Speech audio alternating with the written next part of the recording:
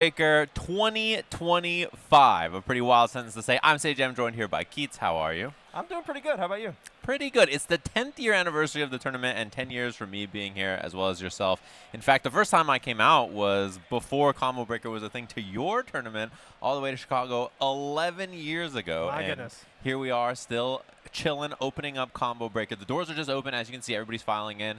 There's a really long line over your shoulder, and that's for merch. Everybody's trying to buy the Combo Breaker merch. You know how it is. Everybody wants to get the hoodies, the blankets, the deodorants, the salt shakers they had last year. I already spent $200 on merch. Yeah, that line like wraps around way over here. It is intimidating to say the least, but definitely there's some awesome stuff at the merch booth.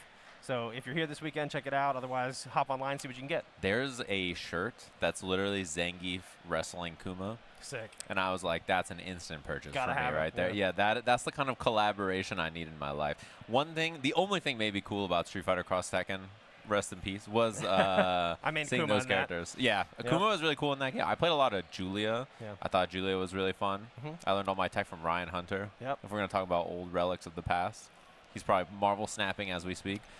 Me too, man. I play like an hour a day.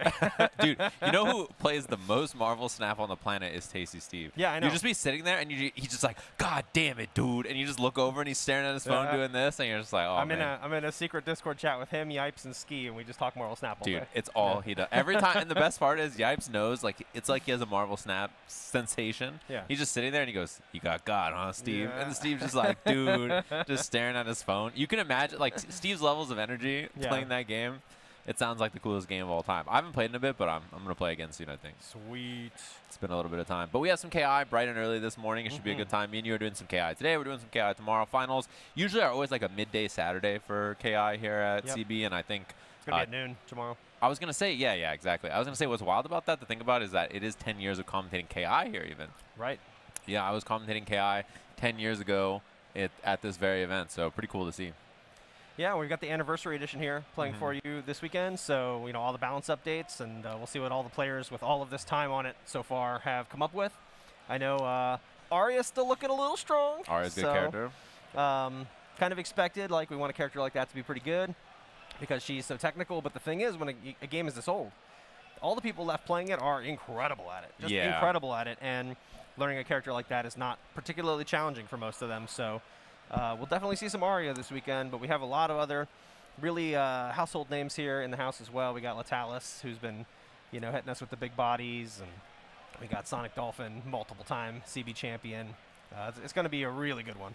Yeah, and I was going to say the thing about this game, too, is like back when the characters were releasing, they were coming out at like breakneck speed, right? So it was pretty challenging to learn and keep up with all of the characters, but it was awesome that we got so much content. It was like every month a new character appeared, which is an insane pace. Sometimes these days you're waiting 4 months and counting for the Switch release of your favorite character, and you know, those days they were content rich. You just got so much good stuff. But it's been so long since then that people have had a chance to play these characters for years and years and years. Like, of course. I had a different main 10 years ago in this game than I do now, right? So that kind of stuff has changed a lot. Where'd you start and where'd you end up? Like I played a new character every season. So I played Sabrewulf in Season 1. I played Maya in Season 2 for the whole season. And then afterwards, I started playing Fulgore. Yeah. Yeah, after a lot of his changes. So a lot of people played him when he was more powerful, I think, than some of the versions I played him. And then I played him when he was a little bit weaker, but still very good. He's a fair character now. Yeah, he's in a better spot. He's in a better spot. I don't know about fair, but he's in a better spot, you know. Yeah, it's interesting. Like, the Fulgore to beat was Nikki. Yeah. Also multiple-time CB champion. And Nikki just kind of stopped playing right when Anniversary came out. And a lot of people were like, oh, you over-nerfed Fulgore. But I got to tell you, Nikki suggested all of those changes. Right. He was part of the test group for that entire patch. And he was very happy with them and was still extremely dominant with the character. But hopefully we'll see some other Fulgore players who have kind of picked up the mantle and can show us what he can do. Yeah, something about balance. Sometimes you need your favorite character to get shot a little bit. You know, that's just the nature of making something better for the game and everybody else is you need your character to not be doing the stuff that character does sometimes. Yeah, it's a really complicated topic. But, you know, when you get down to how I feel about balance, it's almost entirely vibes. Yeah. You know? Like, there's some truth in there, but a lot of it is just like, hey, what am I hearing? What am I personally seeing? What is personally frustrating me? And that informs a lot of people's kind of broad view of what they think balance is. And it makes it a very difficult terrain to work in when you're responsible for balancing these games because essentially you're navigating a sea of opinions, not like a sea of facts, right? And a sea of feelings. People have a lot of feelings about stuff in the game. I mean, that's kind of how I describe where I start with it. When I think about stuff that needs to change, it's always like, what am I doing that feels gross and too good? Right. And then work my way to like what other people are doing afterwards. So like I almost always am like, what am I doing that feels silly? Because that's where I can start, where I know that the stuff I'm doing is like too good or it doesn't feel right to be doing that. Yeah, and you get into a place where, you know, we're strong players. We have fortitude, and when somebody does something nasty to us, our response isn't get it out of here. It's like, what's the answer? Yeah, how do I deal with figure this out? How do I deal with Yeah. this? But you have to understand, too, like the audience for these games is massive, and not everyone has that kind of fortitude. And there are things that are just too frustrating to deal with, even if there are answers for them. And they just can't be in the game, you know? Yeah. So I would just encourage everybody to try and have like a broader view of what balance is, and you know, help the devs get to their goal, if possible. Yeah, that's the way I think about it, too. I try to give feedback on, like, a way that starts with my own disgusting stuff and then works my way outward. But I'm pretty tolerant, I think, because of games like this and other games in the past where power level is, like, high, and your opinion on those things it reaches the devs, so you have to be conscious of that when you start yapping. Yeah, I mean, it's tough to not be influenced on the developer side, right? There's a lot of voices. There's a lot. Yeah, influenced? Yeah. Would you call yourself an influencer, Steve? I don't refer to myself with slurs, so no. I would never be so mean to myself. Wow. Oh, man. All right, so it looks like first up we're going to have probably Nate Strength, maybe how he wants that pronounced? N8 Strength versus Dr. Ivory. There's no way it's N8 Strength and not Nate Strength. I refuse. If it is, then we got to talk about that. Yeah. We got to have a conversation later. But I'm unfamiliar with both of these players. Looks like we are going to be seeing Omen versus Gargos, unless this is just a button check character select. But yeah, a little button check action, easy peasy. Seeing if everything looks. Or are they playing? Nah, I think it's a button check, right? I don't know. Surely. Wait, this looks like a match, kind of. This is looking matchy. They're playing. It's a match. Yep. All right, we're into it. Omen Gargos. Oh, no break on the mediums. Wow, but a break on the light linker afterwards. Oh, wow. What a snipe on the air-to-air, or the jump back air-to-air attempt. Oh, no. Short combo, though, even though there was a lockout on the portal punch. It's hard not to do that sometimes because you want to do a short combo to avoid getting broken. They guess break. You get the lockout. You can't capitalize. Yeah, and then sometimes you see, like, oh, wow, that break actually prevented the minion from taking a hit there, which is pretty nice on the slide as well. But, yeah, sometimes you have to see if your opponent's willing to guess break early and then extend your combos because of it. And that's an adjustment you have to make on your own. And then you could be right or wrong about that. So, you know, it's just something you have to think about. Beyond just seeing if they're willing to do it, you can condition them to do it by always doing short combos so they know there's only one shot to break. And then you change it up. Yeah. Oh, that's going to be a hit on the minion. Even though you get punished there and you lose the round, a hit on the big man's pretty important. I think he's been hit twice, if I'm not mistaken. So, low on life. The minions have 2 health on the little stabby guy and 3 health on the big guy. So, you want to try to chip them down as much as you can, but it's tough, man. It's really difficult to deal with this character once he gets established like this. And Omen's usually a character who has quite a lot of air dominance and air movement, but you can see Dr. Ivory is really controlling the air with Gargos' quad jumps and big normals. Oh, no command grab there. Actually just gets jabbed out of it. And Stabby missed. You saw Stabby was trying to hook up Gargos there and help him out. The reset in the corner here. Oh, rough spot to beat. Juggle out of the corner. I like that to sandwich. Yeah. Yeah, the idea is really, really cool. And the stab on that so that the Cycle Crusher is going to be safe. Resetting there. Shadow counter. And it did hit from behind as well, so the minion eats the hit. Looking for a little bit of zoning. You don't need too much here if you're Gargos. Yeah, as soon as the heavy portal punch hits, set out the minion. Oh, Stone Skin. That's it, man. Oh! Didn't hit, actually, but still, yeah. Armored, infinite armor in your face with a minion walking behind. I think you're going to be okay. He did the Ultra Ender you can only do with a Supreme Victory. You know, pretty convincing first game. Oh, yeah. Kind of a death by 1,000 cuts character a lot of times, this Gargos guy. He tends to reset you a lot. Do a lot of zoning, a lot of holding space, and not a lot of, like, just, oh, hit you once, do 80%, that kind of a character. If he can get you in the corner, he has some really nasty resets that will obliterate your health really fast. But if he has to play mid-screen, you're 100% right. Gargos is definitely not a high-damage character. Yeah, and I think especially a lot of Gargos players play him that way. Yes. They don't try to cash out and get big damage. It's a lot of zoning, it's a lot of little hits, and then getting out your minions, stuff like that. Things like this, right? All of this is for building meters so that you can get the minions out. Yep. Toss them away, get the knockdown. Baited right there, trying to see if there's going to be an orb on wake up or something. Oh, nice. Okay, and takes the knockdown and orbs for mix up here.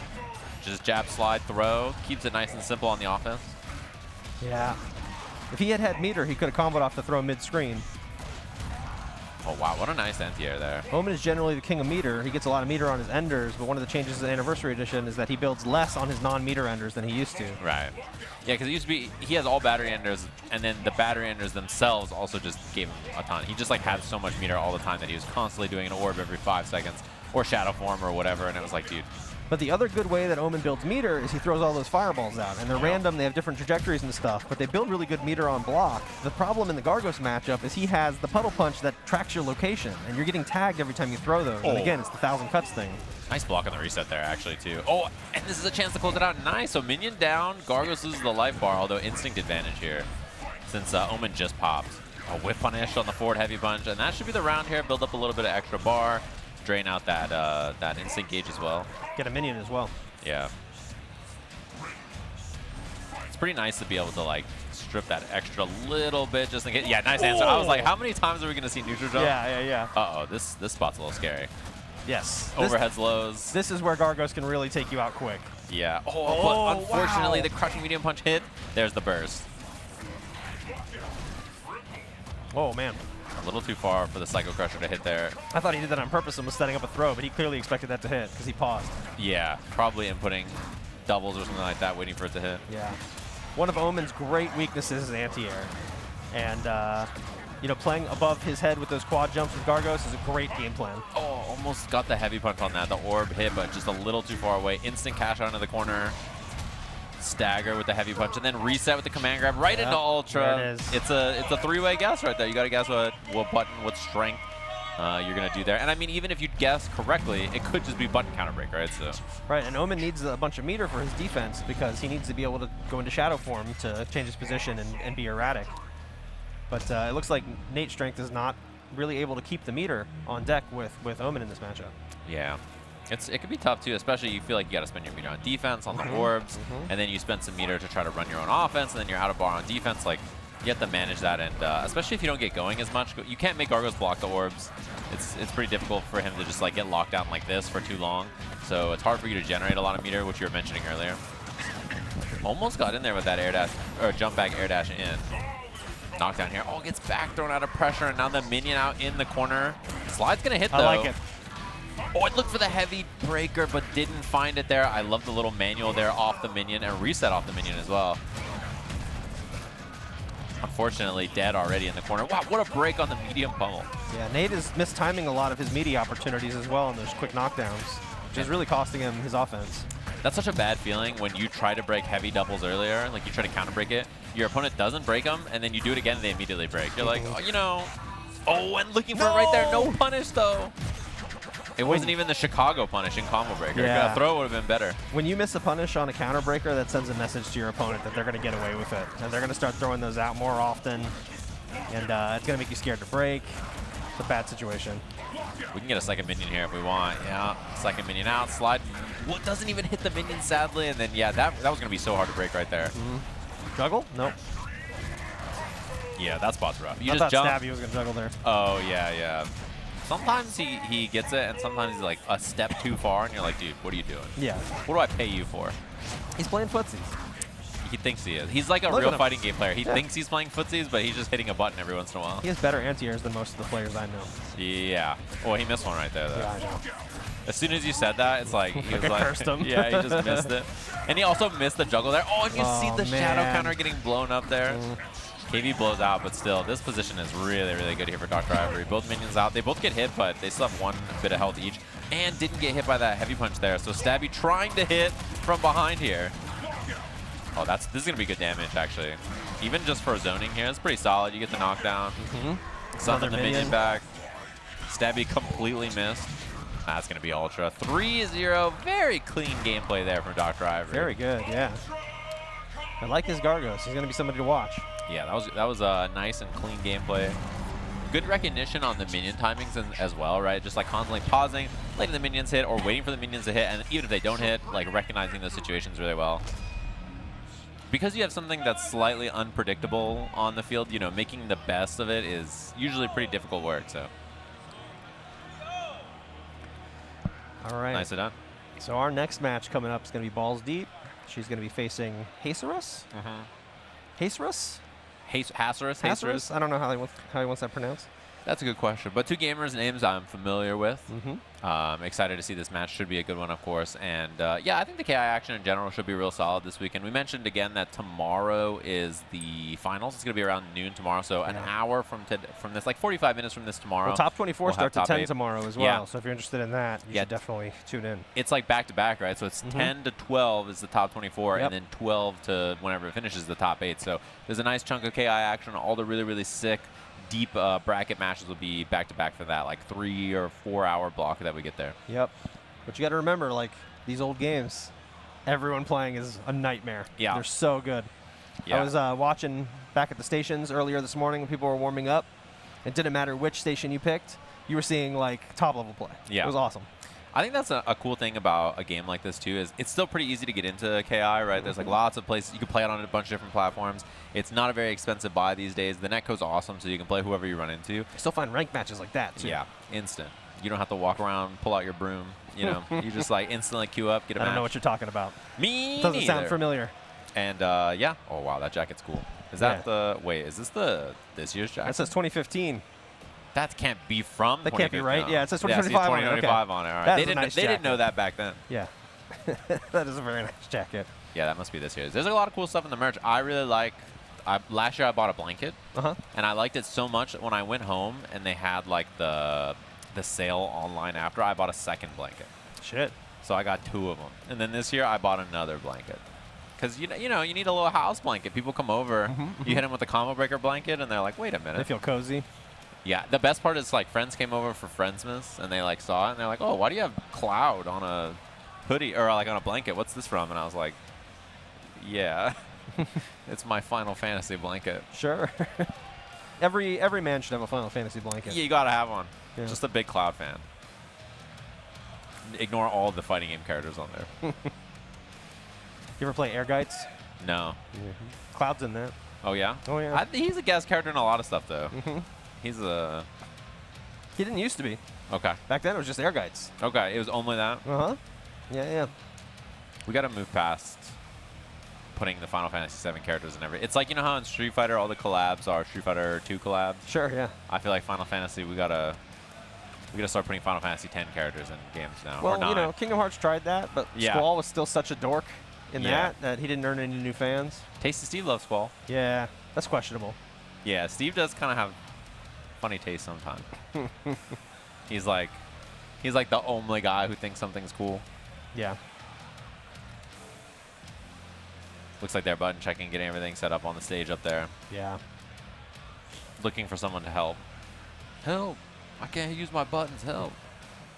Also, everybody these days, I noticed there's like a huge amount of leverless gamers this generation. Are you still a stick? I'm still a stick player. It's look, I'm gonna be real with you. I know leverless is better. I know it is, but I just don't want to. I own like 20 sticks. I don't want to do the muscle memory relearning thing. I don't play enough. For it to matter. I don't compete at a level where that would matter. You know, I'm just gonna be on stick until my wrists break, and then go in spectator mode only. I think.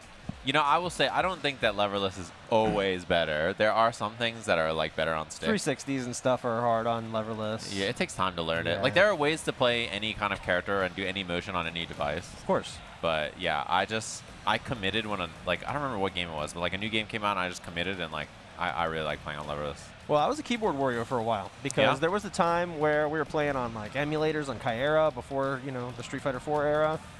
And there were not good gamepads or sticks for PC. That stuff didn't exist. So a lot of us learned keyboard back then. The thing that throws me about leverless is up being where the thumb is instead of just above, like on WASD or whatever. Yeah. I can play with WASD just fine. There's a lot of... I think that's the coolest thing about modern control options in general. Is there are so many customizable ways to like pick what you want. Like you can do a WASD layout if you want. You can do leverless. You can do stick with extra buttons. You can do gamepad. There's like so many companies making every kind of peripheral or device. So like whatever you're looking for, you can find it. I am like I was a hater for a long time on extra buttons. I didn't really use them. But then I started finding like the extra thumb buttons. Right. And I was like, these are very useful. They Having are an nice. extra button right next to your up button on leverless is pretty nice. So yeah, I've been converted. A lot of things I would map there. Drive, rush, parry, that kind of thing. That's where I just want to reach really fast. I have parry there, and then every game that has like a parry or guard button, I just put it there. That's really nice. All right, we're off. Aganos. Yeah. Balls is, she's playing Shadow Jago. This is a character that's really fast, really annoying, great zoning, death by 1,000 cuts type character. And I actually just saw her in the casuals training against Latalis, the premier Aganos. So we'll see what Hacerous has to show us here. Yeah, and these fireballs are really adding up. We're not seeing any flicks or anything so far. It's really hard to flick those. They're quite fast. Yeah, they're fast. Oh, that's a punish. And a heavy punish, too, also, by the way, as a starter here. Very good punish. We've seen pretty good matchup knowledge so far on knowing a few of those punishes. Oh, KV blow out there. Like I said, she was just training with Latalis. Like, she's ready. Yeah, I like what we're seeing so far. And it'd be tough to get going as Aganos in a matchup like this sometimes, right? Okay, pops the instinct, rolls in. That was nice. Yeah, this looks good. I mean, you have offense here, crouching medium punch, sweep after, and then the wake up DP. So the thing is, like, the Aganos armor, it's really good against people who need to wiggle out with single hits. Right. But Shadow Jago has a great ability to hit you with multiple rapid hits on a lot of his moves, especially the DP. So he's got an invincible move that hits rapidly. Yeah. Just strips the armor away, and it makes it really hard for Aganos to play the game plan that Aganos wants to play. Yeah, and then trying to stand tech right there, that jumping heavy is a pretty tough thing to deal with. Shadow roll, and then last hit, shadow counter.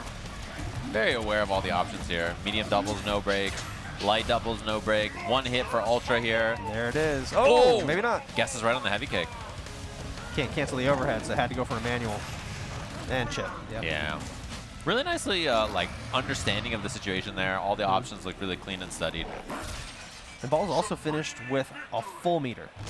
And, you know, Shadow Jago can be a meter-hungry character. Right. He can do the surge abilities, which are basically EX moves, where he can make his special moves better for a little chunk of the meter. So this can be quite a meter-hungry character, but to finish with full meter and that much of a lead, that is quite a statement. Yeah, and it was just lots of solid zoning, good punishes on everything, good awareness of the situations.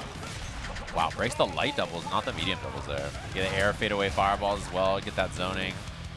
And those chunks from Aganos have just been blown away. Yeah, I like the enhanced fireball right there, the surge fireball you're mentioning. Catches the jump. Yeah. It's not a lot of damage, but it just dissuades the behavior. So just hold still and let me chip you to death. Yeah. Oh, and just the shadow getting stuffed too. Just holding the zoning. Spaced out forward heavy kick, just chilling. Oh, that was punishable, but he, you know, Hacerous expected the surge, let it slide. The surge dragon punches hit twice. They did 2 dragon punches. Yeah, and then gets the regular throw, chunks up, but this is a long road. Oh, and the backdash, losing the chunk, throws the club, but... Whoever gave him a backdash is cruel. Yeah, why would you do that? This character shouldn't even have a dash. It's going to be that bad. People want it. Shadow here. Yeah, this should be the ender. Could probably meter ender, too. Yeah, you don't even have to go for the damage ender. Little battery, build some bar. The story of this match is just Hacerous cannot keep armor up and cannot run the Aganos game plan. Yeah, it's just too difficult to get going. You're just such a big target that this character can just pin you down with stuff like this, and then it's very, very annoying to do anything there. No shadow counter. Yeah, short combos, don't give you a lot of chances to break. Throws the club, has no chunks. Has 2 meters though, so like, you know, Shadow's a threat, and the club now is a bit of a threat as well. And then the raw slide, just short combos, keeping it simple. That's a desperation Shadow roll. And very close to Ultra there. All right, should be Ultra here after the heavy doubles. Nice and easy. You definitely don't want to be throwing your Shadow meter out full screen without seeing something, you know? Like sometimes you can make a read and get that guess in, but I think it's a sign of a little bit of panic. Yeah, sometimes you think you see something, but it's you wanted to see something. You know, you're just like, please, let there be something. I've been there. And it happens, you know? It happens to the best of us. And you're playing on the stage, a combo breaker, so nerve-wracking place to play. Yeah, and everybody here entered 27 games. So you're like, I have KI pools at 10, I have this at 12, I have this at 4, I have Too much on your mind. Yeah, there's a lot going on here. Oh, nice. Little jump heavy kick, slap with the medium punch after to hold some space. I'd love to see Hacerous try to get a wall set up. If you can't keep the chunks in him, at least try to get a wall behind BaalsDepe to reduce the size of the stage and maybe reduce that runaway a little bit. Threaten with a big wall crash move. Yeah, I've been getting clipped by those like medias into the back heavy kicks, and like the overheads, the mix-ups have been connecting. The zoning's been annoying to deal with. Nice confirm an immediate counter break. What a statement. Yeah, it doesn't even see the first one. It was just immediate. Built a bunch of meter on that. This is some good Shadow Jago. Yeah, this is solid, clean play. Man. This is like, we know what we're doing. We're holding space. We're keeping it nice and simple. And everything, the most impressive thing has been all the punishes. Like every time something's been unsafe or there's been an option to get something, she's punished with something good and consistent and hasn't dropped it. You know what's impressing me is not just the punishes, but it's the... Okay, so the way to phrase this best is that Shadow Jago is a shenanigans character. Right. And the way BaalsDepe is playing the character is like not shenanigan based. Yeah. Super solid, like control of the pace of the match, control of the mid screen. Not silly stuff, right? Yeah. But this character has so much silly stuff, and it's so easy to fall back on it and just rely on it and do it, but you're not seeing any of it here. Yeah, there's no silliness. It's just all kind of like throw the fireball, play nice and safe. Look at that punish right here, right into Ultra. Yep. Very well clean. done.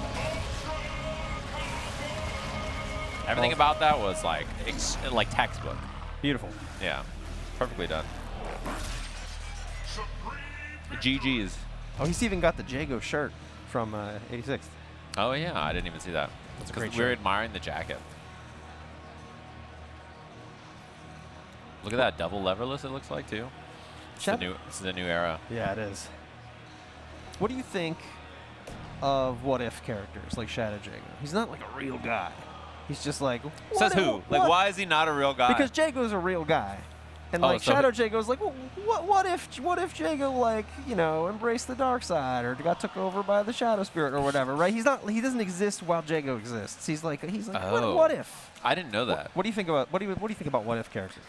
They're fun. They could be cool. I think as long as they're really different from the main character. I don't want the same character, but like they're red now. Yeah, and then their fireball is also red now. Well, you know, yeah. That is true. That's where we get into problems, you know, as far as I'm concerned. I like what if characters. Yeah. I'm cool. Like, I mean, this game has a couple, obviously, right? Does, yeah. And they're cool character designs. Hisako. Yeah, Hisako. But then you look at like Kilgore.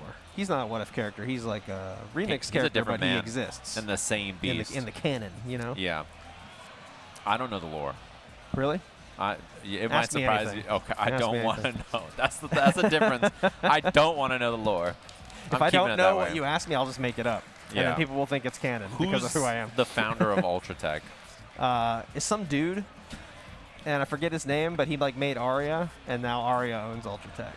And AI took over, which is a little too real at this point, I think. Yeah. You just hit me with some dude. Yeah, you just said ask me anything, and you said some dude. I don't. Maybe his name's like Ted Texas. I don't know. I don't remember what his name is.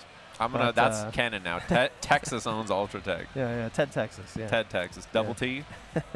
That's my guy right there. Man. Some dude. You said ask me anything and hit me with some dude. I didn't say I knew everything. Oh, that's fair. I just said I would make up something. There's a what-if version of you that knows everything, though. Maybe. He doesn't exist while you exist. He's a non-canon Keats. Yes. That knows the answer to everything. He sounds nice. Well, I don't know about all that. I'd like to meet him. He knows lore. Anybody who knows that much lore, not that nice. Look, the lore is important. Yeah. Because when you're making characters, the story like informs what they look like, how they behave, how they attack, how they move. It's all connected. As a wise man once said, they're all functions to me. Oh man, that sounds like some serious wisdom. Yeah. Who's your favorite function? Is it Magneto? I like Magneto. Okay. Magneto's cool. Yeah. Fan. I played a lot of Magneto. You know what games really need? What's that? More Aganos function. Yeah, I agree with you about that. Not a lot of Aganos function out there. I like characters for their personality, and I have like a very baseline understanding of the story. Yeah. But I'm not like a lore junkie like some people are, I think. Oh, this is a real match. Oh yeah, we got MarvelDan with Jago versus... Wait, this Jago's real. Everything I just saw was real. Like, everything I just saw was very, like, studious, immediate manual. Oh, missed the sweep ender, but it was sweep ender and immediate fireball and getting command grab. GilbSkills with the command grab into the nice little juicy combo and a lockout. No finish, though. Still 19% leaves the white life there to try and capture if he can get it quickly. Oh, no. Maybe we can. These raw command grabs are spooky. They scare me. They work twice, but now I'm concerned. Yeah, I like the forward heavy kick there. Wow, nice guess break. MarvelDan's putting a lot of normals out in front of himself to protect himself from the command grab attempts. Yep. But TJ has good footsies, so if GilbSkills can adjust, he'll be able to capitalize on those whiffs. Oh, no anti-air. I thought that backdash was there just to beat the anti-air. Oh, there's going to be Shadow here. DP ender probably. Big damage on that. 50%. Oh my god, the delay DP. Didn't get the juggle, but I like the vision. Yeah, I winced on that one. We'll have to see what the last little bit here for the last breath. Nice, beautiful stuff. Knowing that that's going to come, yeah. We've seen that option 4 times already or something, so MarvelDan ready. Okay, this Jago play is very solid. Yes, and like I said, he's covering the space in front of him with those quick, good range, medium normals to make sure that those command grabs are not something he's going to have to try to react to and jump. He's just like, cover, cover, cover. And the way that Gilb is going to have to answer this is with just better footsies. You're going to have to whiff punish this stuff. When you see that medium kick whiff, you're going to have to tap hard punch and just get in there that way. Yeah, keeping it nice and simple, too. I like the charge fireball setups there. Sweep again. Scary thing is you can't autopilot those juggles in a sweep, right? Because they're breakable as well. Juggle ender here. Flip out. Overhead reset. And there's the break. Nice. Around the world. Build a little bit of extra meter here at the end. Nicely done. Very textbook play that we've seen so far. Air to air. No combo off of it, though. And the wake up DP just chunks. No shadow counter on the forward heavy kick either. Oh, that's big damage potential. No, just taking the reset on the wall. Overhead. This is domination, Steve. This is a bad spot to be, too. You're just, double shadow, cash out, not quite enough to kill. And there is instinct available, so last breath. TJ is going to get up one more time here. What's the answer, DP? Oh, my read was right. He should have DP'd. Overhead hits, no linker, but yeah, we'll take that. Nice and clean. Little fireball action. Seems to me like Gilb is not recognizing which moves Jago has that are plus. And Jago has quite a lot of ways to stay plus in your face. The laser swords, you know, the charged fireballs, double roundhouse, that kind of stuff. And it seems like Gilb is just getting clipped with counter hits a lot, trying to press when he shouldn't. Yeah, I like that we just saw, too, that far range like fireball cancel stuff, too. We're seeing a little bit of staggers and then the dash cancels as well to kind of bait. Oh, DP, just recognizing it's not a real safe jump. I love games that give you real damage off anti-air, man. 24% off that anti-air. Woo. Yeah, you get chunked. In this game, there's some anti-airs that really hurt. Jago DP, also just in general, really hurts. Yes. Lots of plus frames there. Oh, laser sword missed. To the wall here. Linker, and it gets the manual off and no break, actually. Man, that has a lot of damage. For not even too much. Oh, man, that's... Same meaty setup again. He's hit him a lot of times with whiff, laser sword meaty. Yeah, and that's going to be it again. One more chance here. I don't know how long it's going to last. Oh! Maybe try fireball there or something. Goes for the advantage ender. Got to use that speed while you have it. It's almost out. Okay, another command grab. That's the life bar. It's not. Oh, it barely misses. Oh my god, what a trade. Can he do this, though? A pixel of life. Any hit goes into ultra. Oh, too greedy, too greedy. Command grab miss. Chip is now a problem as well. Oh, why? Meaty DP. Wall splat into. Not like this. No grab. Oh, jab check. I like it. Another one, and there we go. Signs of life from Gilb. A little late, but yeah, definitely like what I was seeing at the end there. I love the wait 5 seconds DP, just looking for the why not, right? It's completely unnecessary roughness. It's an addiction. Yeah. When you're a Jago player in Anniversary Edition and you feel the rush of the heavy DP counter hit and you see the 19% or whatever. Yeah. You're just like, yeah, okay, I need that. I gotta get my fix. I deserve that. Yes. That damage is well deserved. MarvelDan with the victory. Nicely done. Yeah. Whoa. I didn't notice it's red on the wall over there. Where, over there? Yeah. There's colors all over this place. Yeah, there was a lot. This venue is beautiful. Yeah, it is a very pretty venue. And there's a lot of people playing matches right now. A lot of people are right behind us in the giant pools area playing their matches. It's the vibe of a major is Friday at 10 a.m. No one's here to watch, right? There's maybe everybody's here playing right now. They're not in spectator mode just yet. They all got matches to play. Yeah. But coming up to the stage, we got FrodoTBagginz. Classic. Versus ZakNotKyle. Okay. Very confused now as to if this person's name is Zach or Kyle. You know, I know it's a ZakNotKyle, but a lot of people are like, oh, I'm not SouljaGod. And I'm just like, you know. Yeah. Those types of names. That's confusing, I understand. I don't know what's happening. I mean, some people, their names are like Breaker Dave. Yeah. His name's not Dave. It's not? No. That is, you're destroying my world Ryan right Hunter's now. name's not Ryan Hunter. It's Ryan, though, isn't it? Yeah. Yeah, okay. We got part of it. Yeah. I'll accept that. But yeah, Breaker Dave's name is not Dave at all, which is like, you just like, what are people doing? Yeah. It's like if my name was like, I don't know, just Dan, and you'd be like, oh, your name must be Dan. I'm like, no. Well, when I first met you, I thought your name was Superman. Yeah, I get that a lot. Because you went by Superman Steve, and I was confused as to which one of those was your real name. Yeah, I it's assumed easy it was Superman because it came first. Right, it makes sense. And that Steve was your last name. Steve. Yeah. What if that was my middle name? Steve? Wait, what if my middle name was Man? Oh, First name man. Super. Yeah, well, Man is the middle name. So your name was just Super. Yeah. First name Super, middle name Man, last name Steve. Is this really a Maya mirror? I know FrodoTBagginz plays Maya, but... What a cool character, man. Okay, we're gonna see I think it is lot a of Maya daggers. mirror. No one button checks with Maya, by the way. Like no one's gonna be button checking with. You know why? The Maya community has evolved, and they understand that button config is a button check, and they don't need to get in here and do all that. Oh, spaced out, double dagger toss. I like the jump in into that as well, so that you trick them a little bit, the visual trickery. Sweep ender, mix up time, cross up on that. It's very tough to see. Her jump heavy punch is a really tricky jump in. It is. There are spots, it's tough. There are spots where it can hit front and land behind. Yeah. Man, I'm seeing Combo Breaker, seeing Maya on the screen, and Elena's coming out soon. It really is 2015 again. It really is 2015. What is happening? I feel like I haven't seen a Maya mirror since like 2017 or something. Since Combo Breaker back then. In fact, 10 years ago, I played a Maya mirror in top 8 of this very tournament. Oh yeah, that's true. Yeah. She was ridiculous back She was not a fair character. No, she was not a fair character. And all I suggested after that was nerfs. So I was like, she must go. Yes. She's a very different character now. Yeah, I think she's pretty fair these days. I think she also has a wealth of untapped potential. Yeah, she's a really fun character with a lot of stuff to dig into. The reset with the forward heavy kick fake. Ultra. I mean, I've seen Frodo play before. One of the best Mayas still playing the game for sure, so you were in for a treat here. Yeah. I'm also familiar with FrodoTBagginz, both in name and gameplay. Some good names in the cat community. Yeah.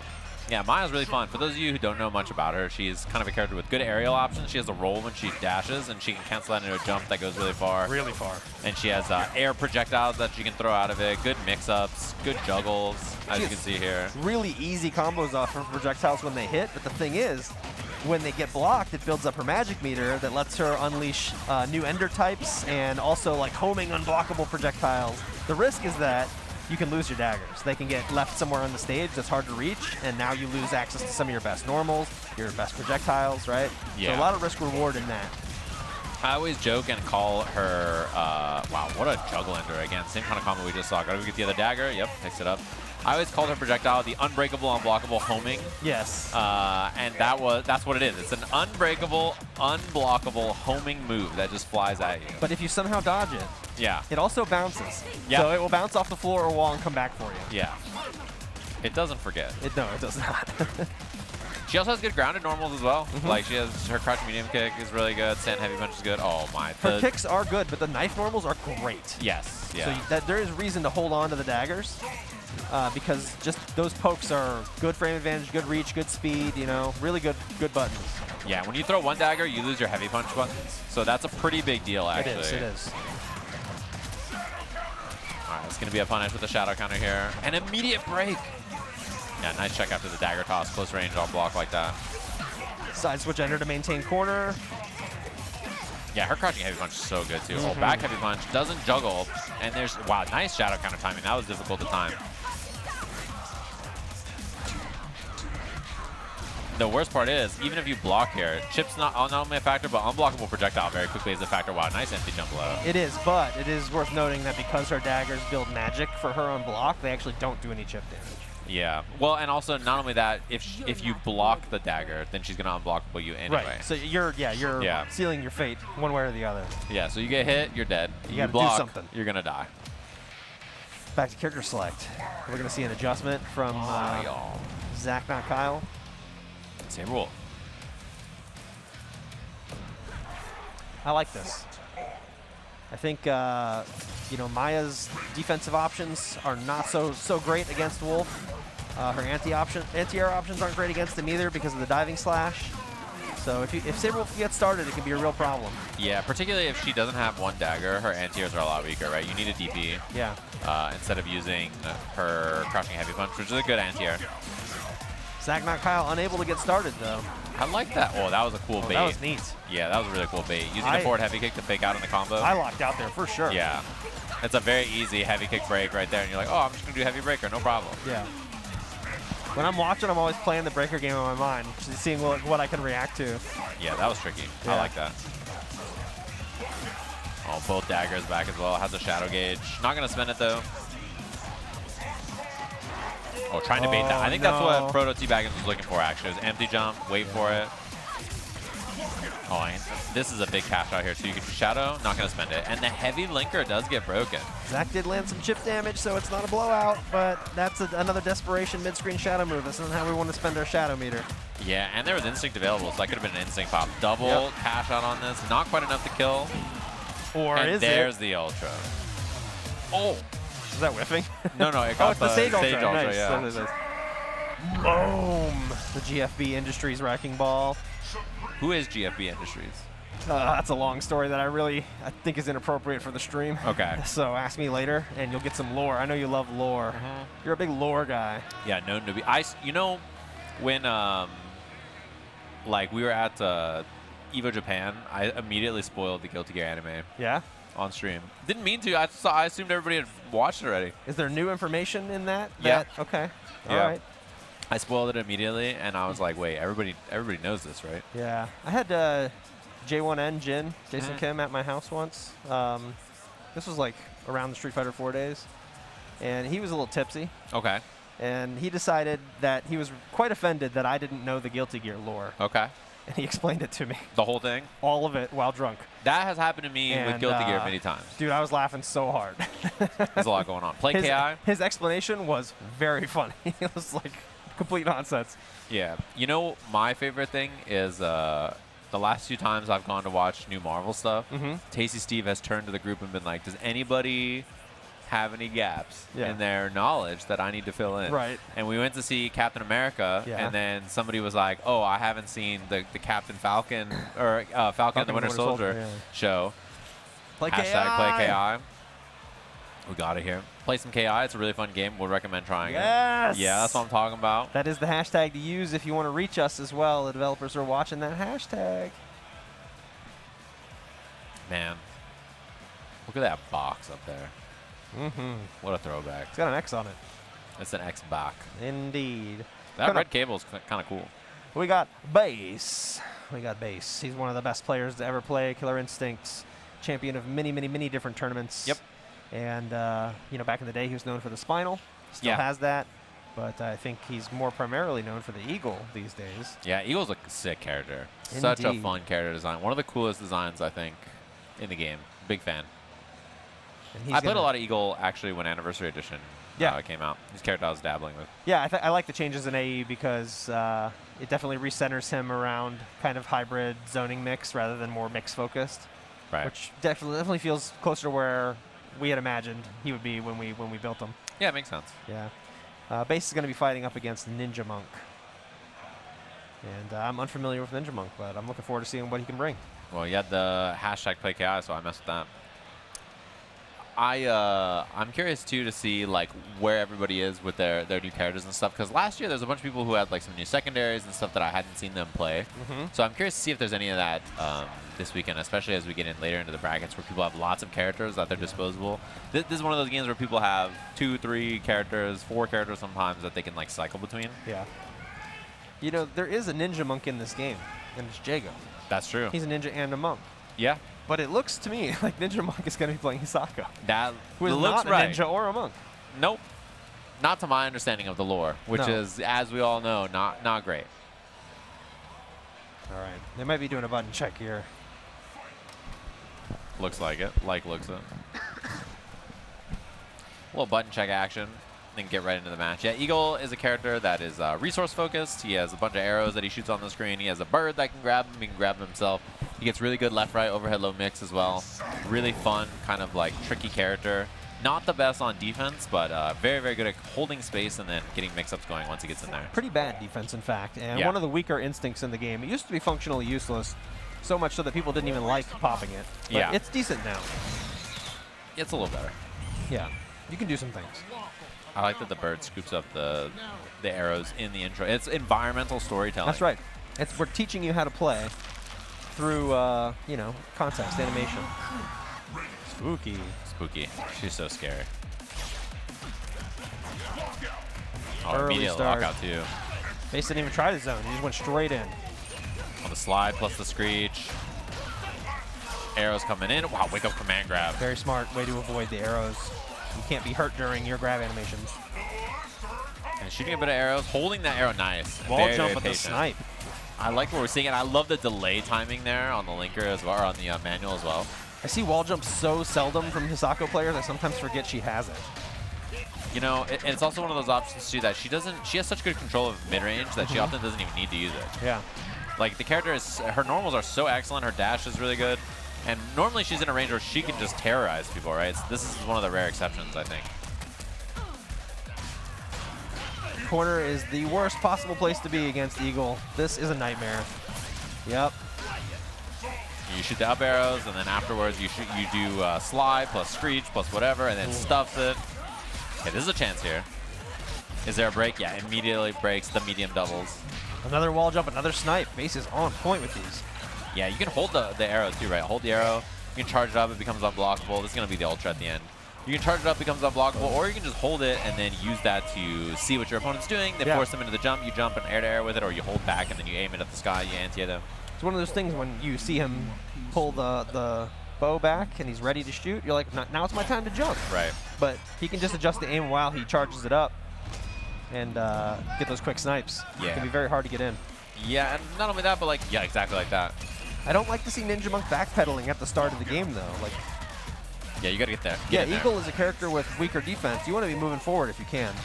And starting the round with a jump back is like kind of a sign of a lack of confidence. Yeah, if you get in against this character, especially as Hisako, he's just going to die.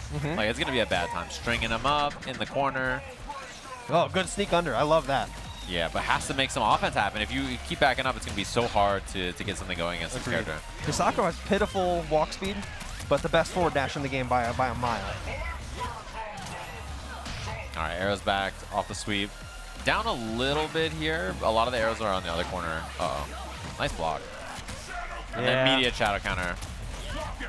Probably should have instinct popped there to keep safe from the shadow counter if possible. Yeah, meaty afterwards as well. Short combos. We're back in it. Ender. Crouching light. No counter. Could have been a counter, yeah. No. Went for the stand throw into the reset. Hisako has one button, frame 0, catch counters. It's very good, yeah. It's very good. And when you freeze the screen with the instinct pop, that's your opportunity to be like, oh, there's a punch coming out. Yeah, and a lot of people will wait on her wake up because they're like, oh, she's going to pop instinct, and then they just command grab. Yeah. Right? So like that, it becomes like a nightmare to deal with. Right. So that's what makes the character so scary. She has a good command grab. She has a tiger knee air move that is really annoying to deal with too. Very good to beat throws, very good to cross you up, mix you up, that kind of stuff. But the thing about the KI players, they don't treat you with the respect that you know these things until you prove it. Yeah. You know? These guys are just going to run you down just like this until you can show that you have mastery of these options.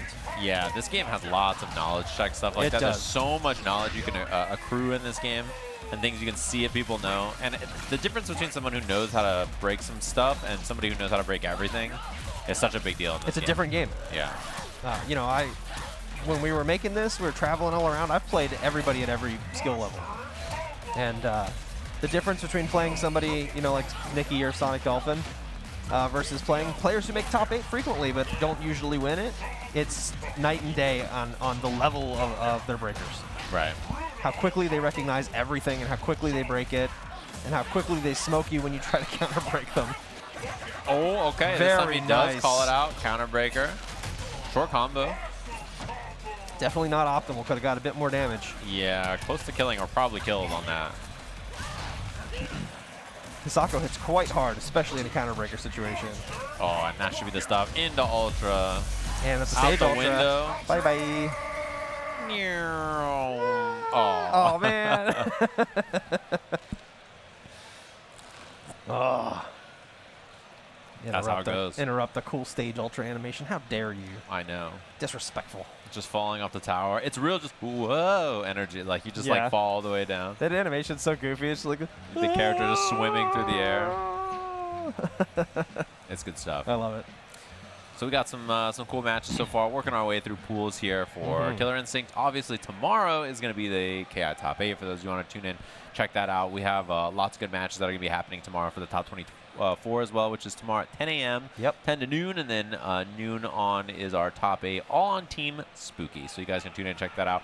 We're going to take a quick break. We'll be back with more Killer Instinct action in just a little bit. All of our Killer Instinct so far. Lots of combo breaker happening. I'm looking around seeing matches on all 5 stages at the front, and there's 5 stages at the back of this room as well. We have a really, really cool match coming up next. We got a lot of great players here for Killer Instinct, so hopefully you've been enjoying all of our action. KI on the main stage here at Combo Breaker today. I don't know if there's another KI block after this or not, but I do know that tomorrow. Okay, nice, perfect. That tomorrow the top 24 is going to be at 10 a.m. and then the top 8 is going to be at 8 or right afterwards, which should be a really good time. Yeah. At noon here in Central Time, so it should be a good one, of course. And we have a really, really strong player coming up to the stage. Been in many, many top 8s for this, and a pretty strong opponent as well, actually, on the other side. So this must be pretty deep in the pool, I'm guessing. Yeah, it must be. We're getting to that stage. Yeah, I was going to check the bracket. Yeah, if you want to stay for more pools after this, there's going to be another block streamed right here on Team Spooky. And Thrash Heavy and Zipmaster Flex are going to take you through that one. Oh, nice. Yeah. Yeah. That's a good duo that you guys are going to be hanging out with. Yeah, they're going to be taking you through top 24 tomorrow morning as well, as Steve was saying, at 10 a.m. Yep. And then it's going to be me and Steve again for the top 8 right after that at noon. I'll be tuned in watching the semis matches I usually do, taking some notes, and then ready for the top 8 afterwards. And then same thing. I'm doing a lot of Street Fighter this weekend, so I've been watching the Street Fighter. I'm like staring over at all the stages. Like to our far left, we have City of the Wolves. Then there's Street Fighter here.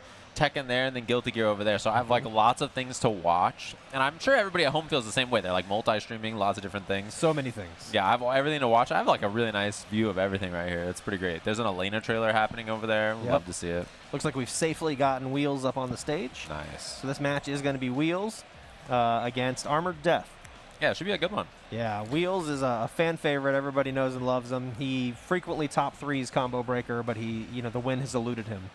Yes, yeah, and he's in that very famous finals that you guys maybe remember with Valorax especially. That was one that a lot of people were talking about. The selfie time, ArmoredDeath up on the stage, and someone I've also seen play a lot of KI for a long time. Yeah. So it should be a good match, I think. I was curious where this was in the pools. Let me look. I'm checking. Yeah, check Start it out. GG. If you go there on the main page, it has Combo Breaker on the front page of it. You can find it, and then go for the pools there and look for Killer Instinct. I'm going to take a look.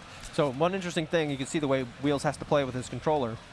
He actually has to choose a button, because this is a 6-button game. He has to choose a button on every character that he plays to sacrifice. Right. Because he can only play with 5 attack buttons to kind of achieve the stance, let's call it, that he needs to with his hands. Yeah. And I think it's really interesting. Not only is he one of the best players to ever play Killer Instinct, but he does it by getting rid of one of the buttons with each of his characters. Yeah. And that, you might think, oh, that means he loses access to breakers or something, but there are breaker shortcuts you can do on the right stick. So he still has access to like all the game functions. Yeah, he just has to pick which button he doesn't want to use. And he finds success with this in like every game. He plays a bunch of different fighting games. He does. Including Killer Instinct, is good at a bunch of different ones. So this is winner semis of the pool. ArmoredDeath beat BaalsDepe.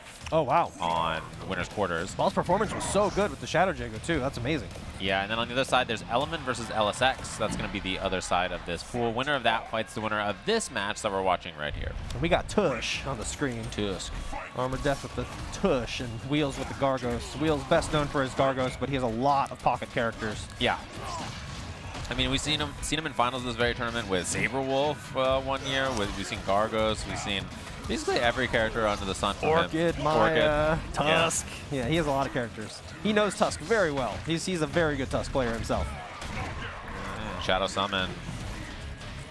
Chilling at this point, just doing some zoning. But Tusk is really fast. It's not always easy to zone him with projectiles like that. He has a command dash that is very good, big normals and stuff as well to like try to hold space on the screen. So yeah, and he has those guard points you see on them as well that when the sword flashes white. Oh, but this is tough. When you're sandwiched between all the minions, he's going to hit him. Yeah, jabs the skinny guy. Gets punished for it, but he's landing the breakers. He understands how to see those portal punch auto doubles and see what angles they're coming in at. Yeah, and the scary thing is, oh, this is big. This could be scary. Oh, but the dive snipes it. Okay, another breaker. There's another chance. Heavy punch gets stuffed. I can't tell if that was Gargos or the minion that stuffed it, though. I think it was Gargos. Yeah. Minion summoned as well. Tusk is a big scary character when he gets in. High damage, very explosive. But you got to make it in, which is going to be tough in this matchup. Yeah. He has big screen-filling normals, but when you got all these little dudes poking you, it's really hard to do anything. Yeah, and he has a lot of stuff that has like guard points or like, you know, you can wait and then he can get through things. But the problem is, if you can't get to the startup of the move, you're not going to be able to get there, you know? Right. I like the stagger attempt, and Wheels just not fighting big deflect. And what a break right away. We haven't mentioned this, but Gargos has pretty bad defense himself. He doesn't really have good reversal options, so staying on him and smothering him can be great. Yeah, Playing you want to do this. Mid-range with Tusk can be really effective as well. You can just hold that space and hit the medium punches, heavy punches, you know, that kind of stuff, and just hold space against him. Very annoying to deal with. Yeah. ArmoredDeath has lost a lot of health this game to just tagging minions and then eating a portal punch punish. And I know it's not a lot of damage, but it is adding up. Ooh, big deflect. Yeah, and then the burst right after. Oh, dashes under. I like the attempt. Oh my god, what a break. His breakers have been absolutely clutch. This would have been over a long time ago if his breakers weren't this polished.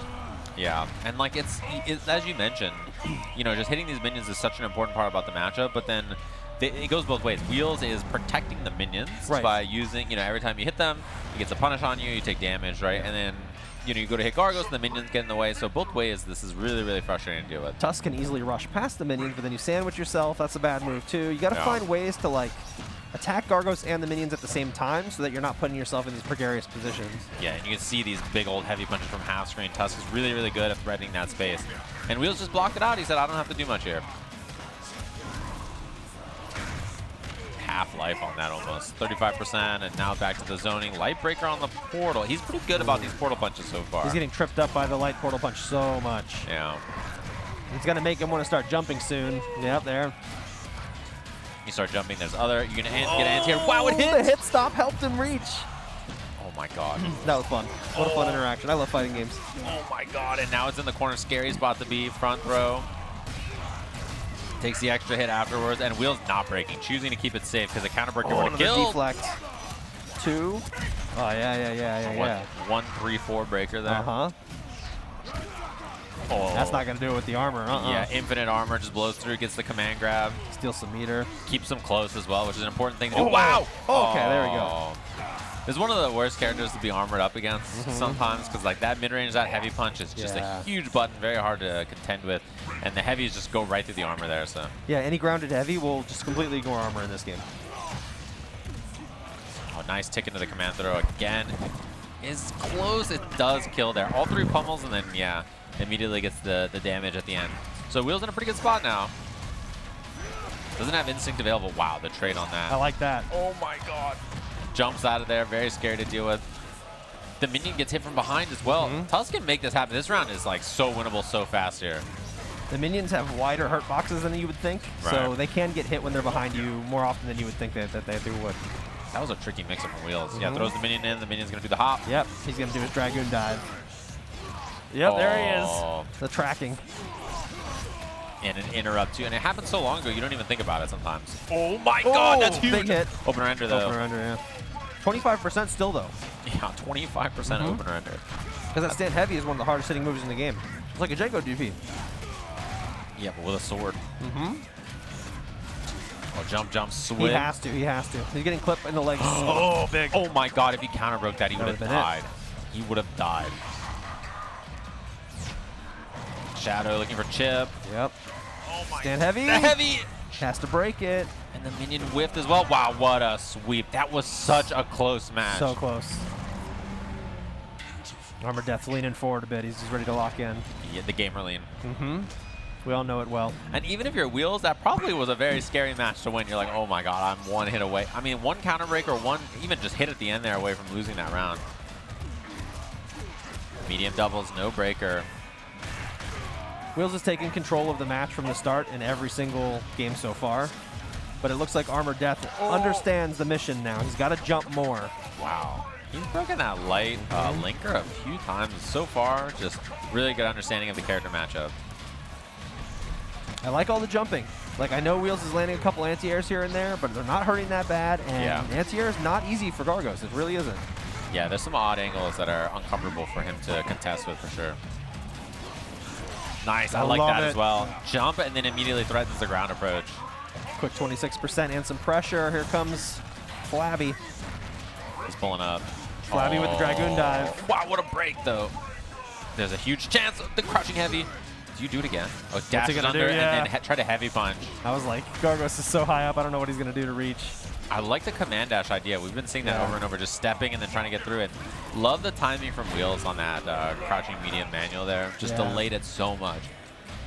The air diving Cycle Crusher too, just to call out the command dashes.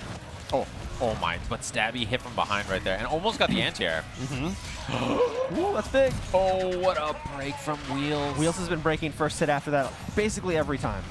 We have to see a counter breaker there soon. Infinite armor, and he goes low, gets the hit. Heavy doubles. And if you break him there, he's just going to burst you, so he doesn't really care. Full screen now. Burst on block. Just big chilling, looking for the sweep. Trying to catch a command dash. Oh, this is going to be a kill. Gone. This is not over. Tusk can, one counter breaker, Tusk can drop 65, 70%. Yeah, this character hurts. It had to be an accident. Yeah, probably just because of the side swap mix at the very end. Like that, we see. What back dash? Here we go. No break on the heavy. Wheels actually respecting and scared to break at this point. That's probably one of his biggest lose conditions here. It's just like getting counter broken and eating all that damage. For sure. All right, instinct pressure. Okay, never mind. Okay, one chance, one chance, one chance, one chance. The heavy looking for something. The crouching medium. The heavy again. Wow. What a call out from Wheels. Really nice stuff on that. It's the big 3-0 from Wheels. That was a great match. It's probably the best one we've seen all day. Yeah, it's really 3-0, but it was close. Help. In parentheses, it was close. Oh, thank God. Yeah. Help. I was getting motion sick. But, you know, 3-0, but it was close, as they say. Absolutely. Those were great matches. There's the deodorant on sale at the store. I don't know if you guys all saw it, but deodorant is on sale, and it says O2, and it was close. And it's real functioning deodorant that you can buy here at Combo Breaker. Genius. Which functioning deodorant is something that a lot of people need. Not since the Stank Police have we felt so protected. Yeah. You got to have someone keeping you on your toes, you know, making sure that you're showering and wearing some deodorant. Absolutely. Well, that was a fantastic match. Coming up next, we're going to have Scramblin. Against Masia for Self. Yeah, and then that other side of winner semis from that pool, which is Element versus LSX. Yeah, those are going to be really good ones. Yeah, and I think there's 4 pools. Let me look to be sure, but I think there's 4 pools for KI. There are, yeah. And then, so 2 of them are happening right now. The other 2 are in the next block, if I'm not mistaken. That's and then we're going to get into the semis. Wait, it looks like there's more than 4 pools. Oh, are there? I thought there were just 4. I see they're sectioned this way. That makes sense. Yeah. So there's going to be another pool section at 1 o'clock, another section at 3 o'clock, and another section at 5 o'clock, and then top 24 tomorrow. Cool. So KI action happening all day. Awesome. You guys can tune in, check it out. Gargos is flexing his muscles on the stage. It is, the game is vibrating. Is that your doing? Is that your design? No, no. You didn't design it to vibrate? No, I would never. I would never do such a thing. How dare you? What? Is that not part of the lore? Game vibrate. No, that's not part of the lore. My bad. I thought it was. So the lore is that Gargos, he's from the astral plane. You ever heard of the astral plane? I have heard of the astral plane. You know what they got in the astral plane? Get Yankee? They got astral beings in the astral plane. That's what I said. There's like spirit pets, there's like demons, there's all kind of astral dudes. And then can you elaborate on astral dudes? Yeah, there's like 2 main astral dudes you got to be worried about, okay? Gargos and Eyedol. Oh, okay. All right. Eyedol's the other main astral dude. Okay.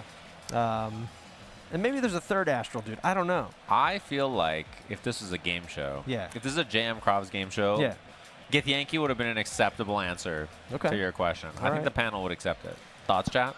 Who's the panel? Who's on the panel? Wouldn't you like to know? If it was me, I wouldn't accept it. What? Yeah. Outrageous. Yeah. So the astral beings, you know what they like to do? Hurt other people? Yes, that's the one. That's the one. I was going to say yes to whatever you said. Okay. I had it locked and ready. All right. Yep, I mean, that sounds right. Hurt people, eat food. And food for them is just like, I guess, souls or whatever. I don't know.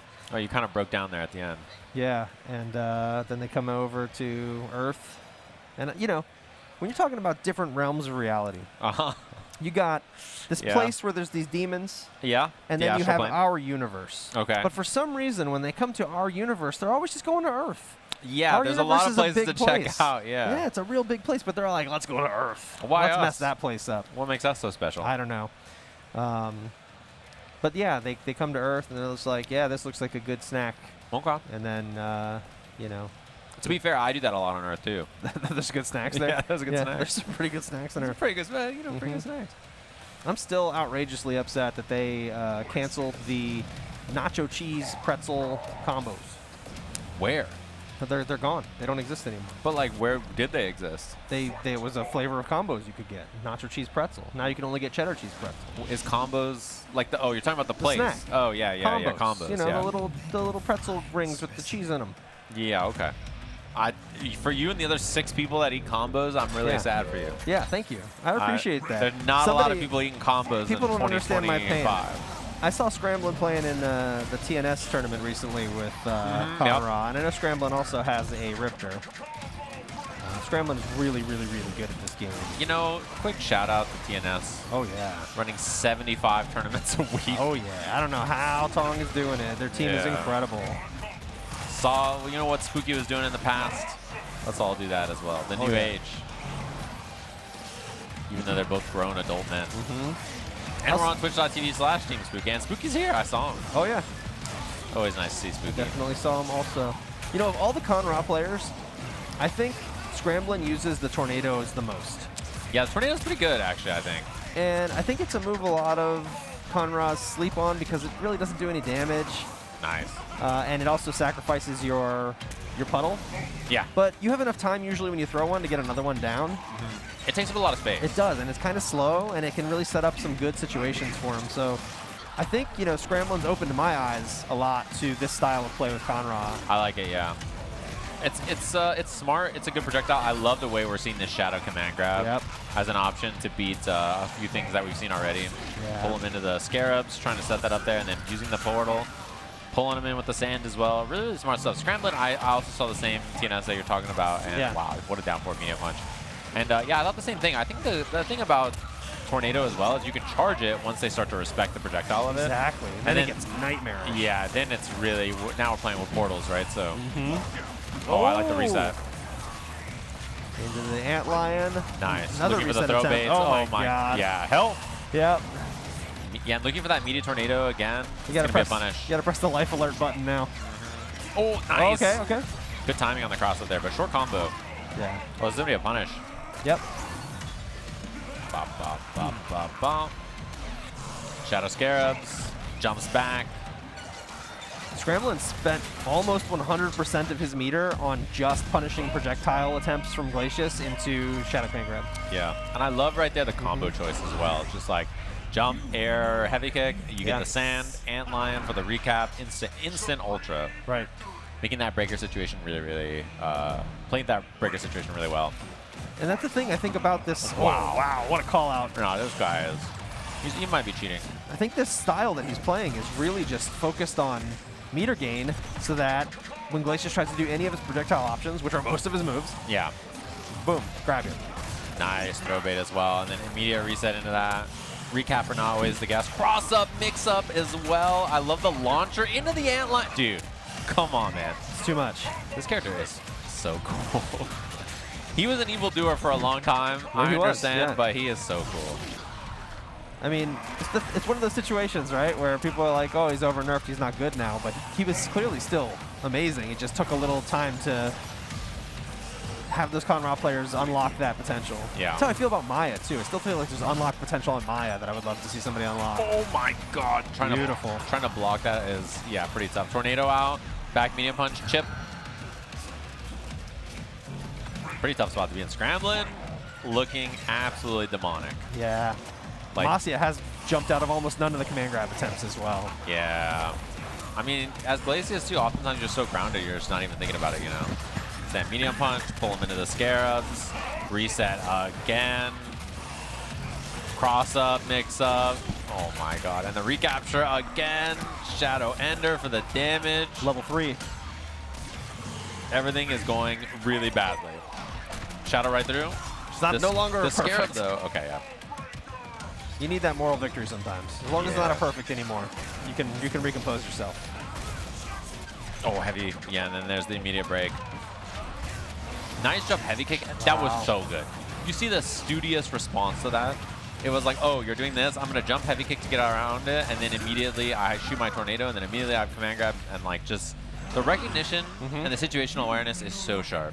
Scramblin's not scrambling at all. He's making his opponent do all the scrambling. Yeah. Every choice is like very, very studied. Very natural. Yeah. He looks kind of bored. Yeah. It's just like, yeah. And another day. Just another day. I'm just going to walk through another Glacius. But we got the switch here. And I think this is a good switch. Yeah. More mobility. Oh, yeah. You can get around the zoning a bit better. You can kind of confront some of these options. Oh, wow! my God! Bro, no way. You got to go to jail at this point. No way. You're in a mental prison. No way you're just round start air command grabbing. Two games in a row. Yeah. And it worked both times. Nice. A little bit of projectile zoning and then try to get in there, make something happen. Maybe shut down, you know, all these tornadoes or not. I like that he's just placing the sand so often and then immediately using it for other options. The sand is really strong, but a lot of Conrads get hesitant to use it because it's also his escape, his reversal. Right. You got to be confident in your own defense sometimes. You do. So that way you can keep the sand, yeah. Heavy kick, replace the sand, use it for the linker. I like that option a lot. So that way the tornado activates it there. Oh, but the Scarab's stuffing the dive kick. Heavy kick, Antlion. Big chillin', honestly. Just a really comfortable round. Wasting out the instinct time as well. Command grab. So much. And it's the stinger at the curse. end. Yeah. All right, I'm a fan. Scramblin's sick. I'm a fan. Yeah, I became a fan a few years ago from the Riptor play. Okay. I didn't know about the Conrad until a few months ago. And oh my, I like that too. Push him out of the Scarab. I've definitely gone from fan to big fan. Ooh! Oh, recap, dude! You I know. dastardly being. Yes, evil. That evil was stuff. Unnecessary. If you're gonna play an evil playstyle, this is the kind of character you want to do it with. Yeah. Oh, one hit too early on the shadow counter there. Oh my God! No, why do you do jump, place the sand, anti-air command grab? Why you gotta do evil stuff like that? Reset, pinwheel, sets out tornado again, and you have infinite sand, right? So like being able to instantly shoot tornadoes like that every time you do the tornado on the ground is really nice. Nice shot. Well. Oh no! Came up on the wrong side. Yeah. You don't get to control it. You always come up on the side you started from. Oh, I like the tick throw attempt. And then finally jumping it. We haven't seen a lot of jumps on these command grabs so far. Recap and Ultra maybe? It's pretty close. Just fishing for chip now, DP. Am I supposed to just hold up while I fight this character? Jeez. Yeah, sometimes, I mean, you gotta do it. Yeah. I Nice like block. the surge slide. Switches sides. Scrambling catches the block, but it's still, I think it's only like -2. Oh, that's gonna be a punish. Doesn't even go directly into Ultra. While the extra. Playing with his food. Oh my God, please. Yeah, I definitely caught an air of Scramblin's playstyle changing in that last match. There was a lot more playfulness and a lot less. He's sort of goofing around. Stuff, yeah. He's sort of goofing around. He's like, I'm gonna win this. Definitely playing with his food a little bit. Yeah. But you know what? A lot of tasty snacks on this earth. Yeah, and yeah, exactly. And as long as you get the dub, whatever it takes, man. Yeah, a lot of good stuff. Well, it's filling out a bit here. Oh yeah. People hanging out. A lot of people coming into the venue. I know that there was quite the rush to get in at like 11 or whenever 10, whenever the venue opened. Right. A lot of people still picking up badges too. Yeah. Because you know, people get in Thursday, they pick up their badge, but a lot of people can't get in Thursday. They're coming in, you know, maybe from a road trip or something, coming in this morning. Yeah. Trying to grab their badge so they can get all set for the weekend, check into their hotels, you know. Yep. So definitely you get a lot more people down here after the first couple hours. Right. But those doorbuster folks who are down here right at the start, they get that premier access to the merch booth and all the Artist Alley stuff. I walked over the Artist Alley I gotta check out the Artist Alley. A couple Alley. hours ago. There's a lot of really cool stuff over there. Temptation to spend money is very high. Yeah, I might have to spend a little bit. I'm always tempted because, you know, I can just stick it in the background of my office and it's on stream, so it looks cool. Hell yeah. So, like, it's easy. It's an easy sell on my wall. I'm very easily convinced, I think. Yes. My challenge is always just like, do I want that? Yes. Do I have a spot to put it? Yes. Can I get it home safely? I don't know. That is hard. Yeah, That's the hard part. Getting your stuff back on the flight can be pretty difficult, I think. Even if you have, like, a bag to check it in, like, if it's a poster, it can get crumpled up and stuff, right? Yeah. So you got to be pretty careful. I thought about buying, like, a big statue. I was in Japan, and there was a DMC statue at the Capcom store. I wanted to buy. There's like a Nero statue that I thought was sick, and I was like, if I buy this, what are the odds I get this back without it disintegrating? And I was like, I can't buy this. How do you get it home safely? Yeah. Oh, the badges look cool this year, by the way. You can see them on stage. Oh yeah. They have like this nice reflective. They're thick. Yeah, they are thick. They're like 2 C's. You got to take, you know, basically 4 credit cards stacked together. Thick badge. Yeah, it's definitely a lot. It's a fat boy. For the 10th classy anniversary, why not? Everything about this event is classy. You know, I know they're going for the whole Dirty Rock Show vibe. Yeah. But it's also pretty classy. Yeah. They have always been that way. Don't let them fool you. We have Element here. Other side of this, obviously, is going to be Wheels. So winner of this match fights Wheels in winners finals of this pool. Which we mentioned earlier. This is Element versus LSX. Should be a good one, I think. And decently far along in this bracket as well. Some pretty tough pools. Usually how it goes for games like this where you have like a pretty dense player base, like all the good players are going to be split across like 4 pools or whatever, 8 pools, and you're like, there's a lot of good people here. Well, Element is got a pretty scary Hisako. Yeah. This is the character I expect to see.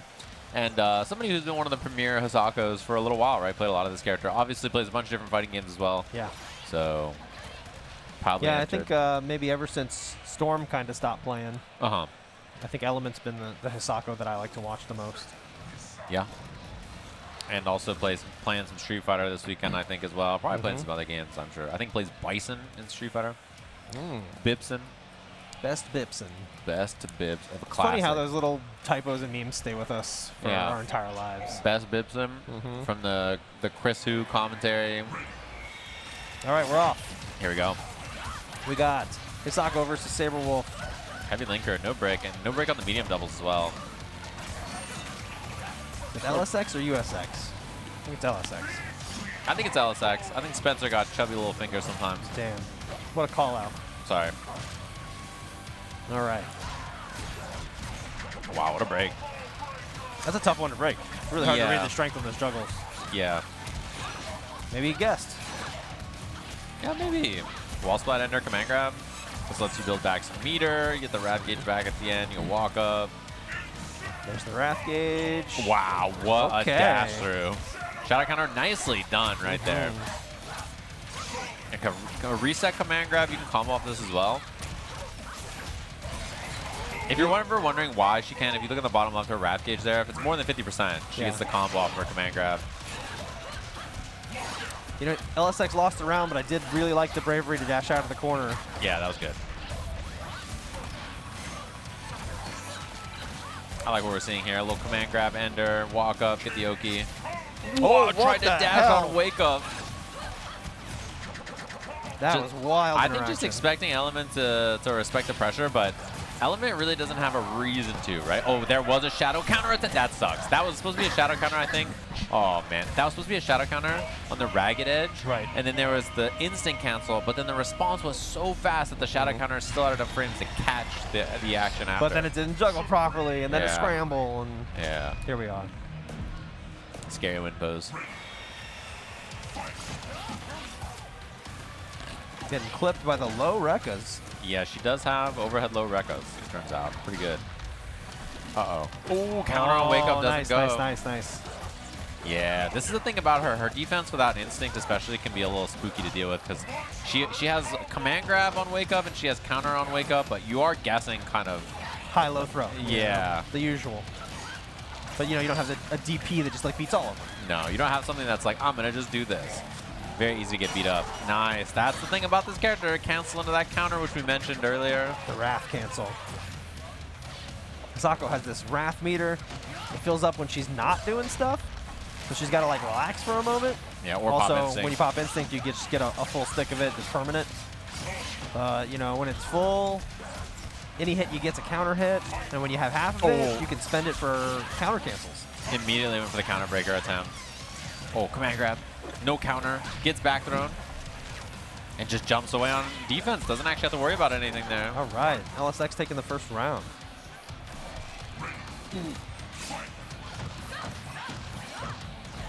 Oh, I like it. Oh, yeah, you jumped, and the jump. That's a classic Hisako setup. Yeah, 3 hits Rekka. You go to do something about it. Immediate pop. Lots of throws from LSX, which is exactly what you want to do. Nice. Big lockout. Make it count. As much damage as you can get before the timer. Nice. Boom. And a little bit of that instant gauge left. Nice. I like the cancels we're seeing as well. Uh-huh. Oh, my God. Oh, my. Oh! No, could that opener into Ultra. Oh my God. One hit to do it. I mean, this is so hard for Element 2. Chip is a problem. Eating one wake-up option is a problem. Shadow Ender for the cash out. It's enough to kill. But this is a long road for Element, and Instinct is wearing down here. It is. LSX retreating a lot, though. Seems scared. Yeah. I mean, the thing is, one knockdown situation, Shadow, uppercut will kill. Like, you got to be very, very careful about this. And he could just be playing until he gets Instinct. Play defensive till you get Instinct. Oh Next my wake God. up, he Oh pops my it. God. And then hope something happens. Yeah, you got to pop that Sabrewulf Instinct and then basically immediately try to make something happen. Expect like a slide into an Instinct pop or something. Oh, there punish. we go. That'll do it. Nice. Didn't even have to pop the Instinct. Played very safe, just like waited it out. A lot of patience, a lot of defensiveness. You know, it was a big change up from what won him the game. Yeah. I think just playing really passive, right? Knowing I have the lead, I don't want to throw this away. I'm just gonna chill. Mm-hmm.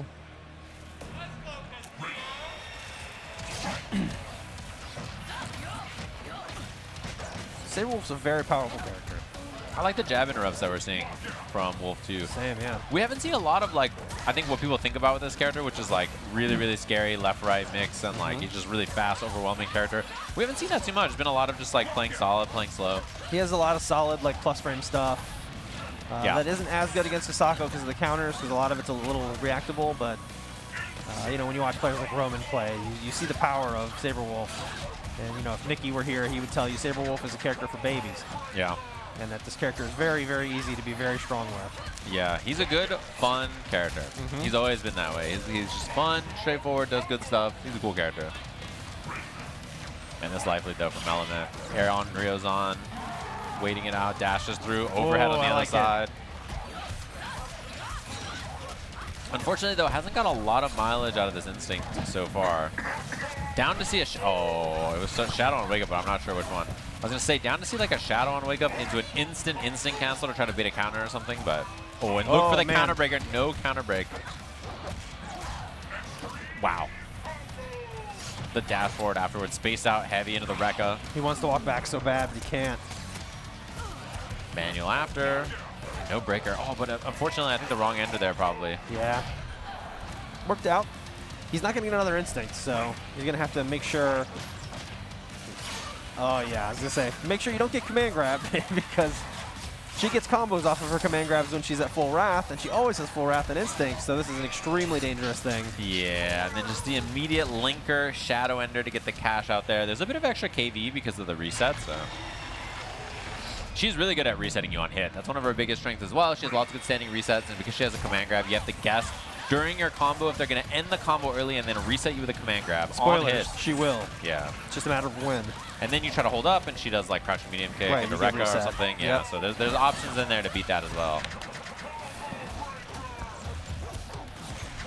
Breaker on the medium doubles as well. That's one of those classic, you know, like, I immediately got hit, I'm trying to break this combo. Dashing command grab. Pretty big lead here for Element as well. Ooh, a nice meaty. Nice, the timing change on that, right? Being able to hold those doubles for situations like that where your opponent's going to be reacting to it and then just get mistimed. 48%. That's too many to lose. Yeah, she does a lot of damage on the right hits. Counter break. Oh, and then nice punish. No counter break back though. Element's been quite patient with the breakers. They're not early breakers. Pretty late in the combo. Hard to guess the counter breaker moments. Yeah, and then again, right there, looking for it just a little early. Shadow Ender for the damage. I love that she pushes you onto the sword. She's just like, yeah. Originally, we wanted to do an animation for that where like a spectral version of her would appear and push you. Yeah. We were having trouble getting that to work, so she teleports instead. Yeah. Teleporting's cool. Oh, low hit into the ultra. Oh, the ultimate. Spooky. Right when the controller connects, just a jump scare. That's like that you winning, son. That is comedic timing right there. Your parents come in the room. Are you winning? You doing any winning? Can we get that back on screen for a second? You doing any winning? Look at that. Just like, hey, you doing any winning? Hey, how you doing? You doing all right? You want any combos? Beautiful. I like it. Big Element fan. took that pretty clean. Yeah. Well played from Element. Yeah. So in winners finals of that pool, going to be up against Wheels, which should be a really good match. But next up, it looks like we're going to have Scramblin against FrodoTBagginz. This should be a good match. Oh, yeah. Pretty mobile characters on both sides, right? We have Conra and Maya. Yeah. But Scramblin has other characters, too. So, you know, if for some reason the Conra isn't working, I know he's got a Riptor, and I'm pretty sure he has a Wolf as well. Yeah, and one thing about her as well, she has air projectiles to make her approach a little tricky, hard to deal with. She has good mobility and things to make Conra a little uncomfortable, but it can be a tricky match for her to get going sometimes. I'm pretty curious to see how this goes. Yeah, for sure. The last thing you want to do with Maya is whiff a dagger, have that thing go off screen, and then you can't get to it. And then you got to burn your instinct just to get it back. Yeah. Losing the daggers is always tough. Not only because you lose that specific dagger toss, which that's annoying, but like the harder thing is not having your heavies as well. That's a pretty important thing about the character. Yep, sure is. She's a fun character though, cool character, big fan. Happy to play her for the whole season I did, and I still dabble with her sometimes. She's a fun character. They're all fun characters. Steve. Yeah, there's a lot of cool characters in this game. I can't lie. And cool character designs as well. Aw, thanks. I think at the very least, booting up this game and trying all the characters is worthwhile. Just to see like all the stuff that they can do. It's a nice command list in there to help you through it all, too. Yeah. Play KI. Hashtag play KI. It's a good game. It's a fun one. It's been here at Combo Breaker as one of the main games for 10 years. And before that, it was at UFGT. Yeah. Combo Breaker gets his namesake from this game, so, you know, there's a lot of love here for it. Oh, we got the Riptor, not the Conra, so I called that This is a match, yeah, I was going to say. Yeah, Riptor plus frames and then immediate DP on that. Riptor is one of the fattest characters hitbox-wise. Whoa, just the wideness. Cannot call her fat. Oh. So it can be very hard to avoid the air daggers specifically because, you know, you can't get under them very well. Yeah, big damage on this too, by the way. 56% damage ender at the end. And also quite an annoying character to deal with on defense a lot of times too. This Riptor character is very good. The Predator cancels and stuff. Just gets on top of you, uses the stance. Nice. I like the duck to go into the daggers as well. But it doesn't matter because the instinct's active, so the daggers come back to home. Right. Meaty, and that has armor as well, so very difficult to challenge even with the wake up DP. Nice breaker on the medium DP. Overhead mix-up. I like the cash out as well at the end. So really, really nice stuff so far from Scramblin, showing the matchup knowledge. Crawling. Where are you going? Wow, I like the jump heavy kick after. And then Clever Girl Juggle looking for the break on the recapture. Doesn't get it.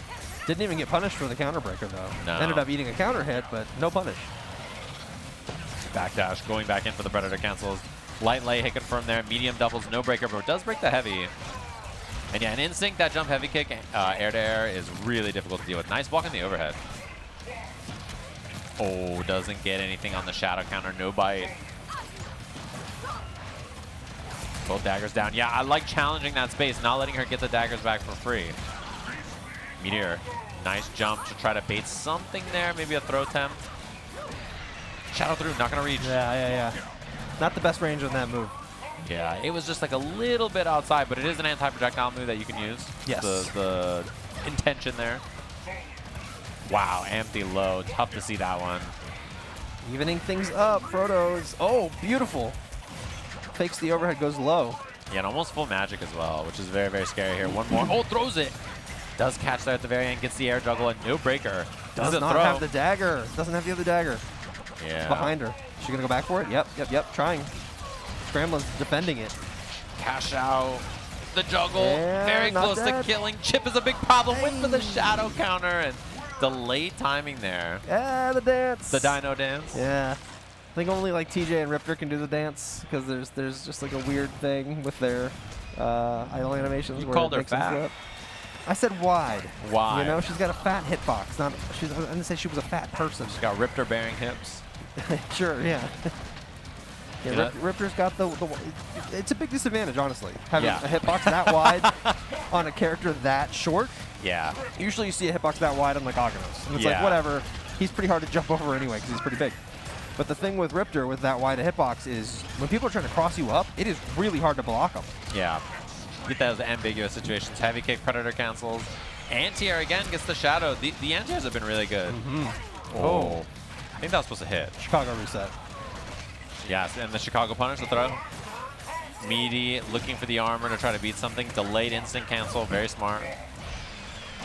Not a punish in time. And there's a punish. Just only the sweep, though. Oh, good timing. See some big damage here. What ender will we get?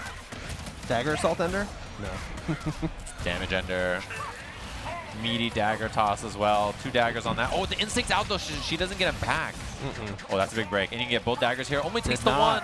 Third hit. Beautiful. Nice shadow counter. You got to guess. And it was the Get those daggers quick. Yep, got him. So you're probably going to get chipped out here pretty quick. And yeah, jump back heavy kick. A little fadeaway action. Maya doesn't have to like stand on the dagger to pick it up. She can use her dashes, her rolls and stuff. And as long as she goes over him, she'll get him. Yeah. Oh, a little cancel into the throw. Good tacking. Crouching heavy anti-air. Again. Again, just third time, just going to the well here. And you've seen how consistent these air dagger throws are. It's like, it's genuinely hard to miss against Riptor. Yeah. Wide.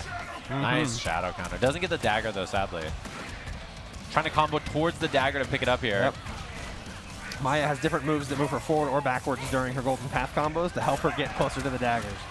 Yeah, we're so close to breaking out. Okay, last little bit here. Chance now for Scramblin. Overhead, and it's block. A punish, but doesn't get a big punish.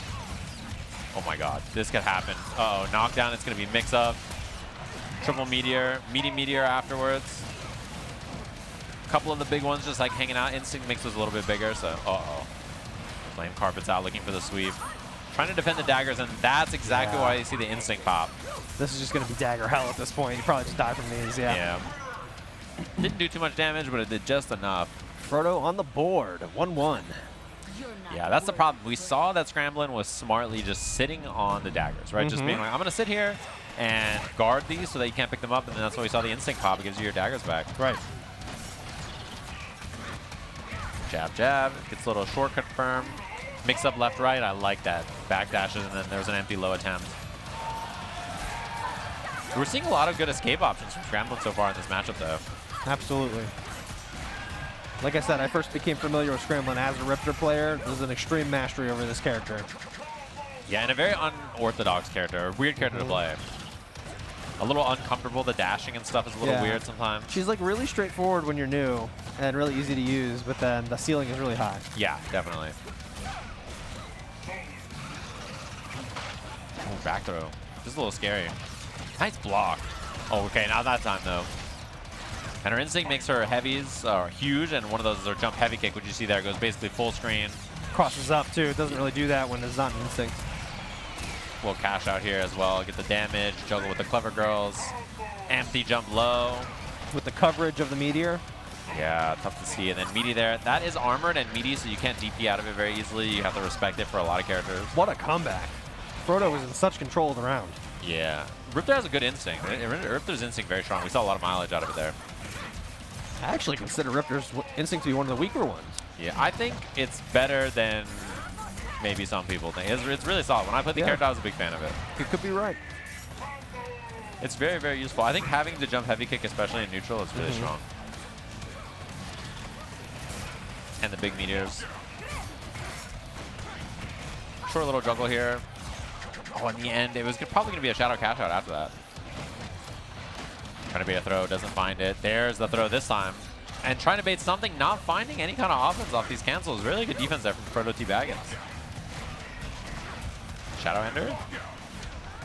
Wow. Got even a little bit of extra damage at the end there. 50% on that air juggle. And the delayed throw. Uh-oh. Empty low. Boy. Fuzzy jumps out of there. Yeah, jumped it. Okay, we can see a cash out at the end of this with the shadow, maybe? Recapture? There it is. Nice. Yep. I was like, does he know the route into the recapture? Of course he does. It's Frodo. Yeah, and not breaking that DP was the end there, basically. As soon as you don't break that DP correctly, it's like DP, juggle into the dagger, forward heavy kick, recapture, ultra right away. That's right. That's right. You got to know those routes. Yeah. Because the issue you run into when you're juggling in KI is that you can't do your enders until you restand them, or you got to spend shadow meter on a shadow ender to cash out the juggle. Exactly. So in the absence of the shadow meter, you got to restand them, and if you're trying to get that ultra, you know, you got to restand them for that. Yeah, and then that's the thing is, like, as the opponent defending, do you break before the shadow ender? Like, are you going to break before that, or are you looking for the recapture, expecting them to go to recapture and ultra, right? So it's a lot of pressure. You're up on stage on combo breaker. You know, you're towards the end of your pool. You got to get out of there. We're having a decision here about character, by the way. I was thinking maybe we'll see the Conra, maybe we'll see the Riptor again. I honestly think he should switch. Yeah, okay. I've never been a fan of the Riptor Maya matchup. Like, obviously, I don't think it's terrible. But again, I think she just charges the daggers way too easy against Riptor. So I've never really liked that matchup from my perspective. But he's going right back to it. He's confident in it. Yeah. Locking in the Riptor. He's better than me at this game by a lot, so. Hitter this time works out. Okay, this is a start and a reset after the breaker, so you're not ready for it.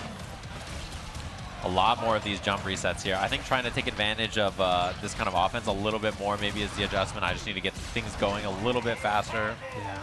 Going absolutely wild with the stance stuff. Mixing in the highs and the lows, the plus frames, the throws. Ooh. Wow, almost made it under there clean. I like the idea. Yeah, same. Oh, actually going to be the air-to-air here. Predator stance cancel afterwards, and then this time the throw. Been doing a lot of like stance cancel into like neutral jump like that to bait throws. Yes. So I kind of like that we see the representation of both. And crawling away, just for style points.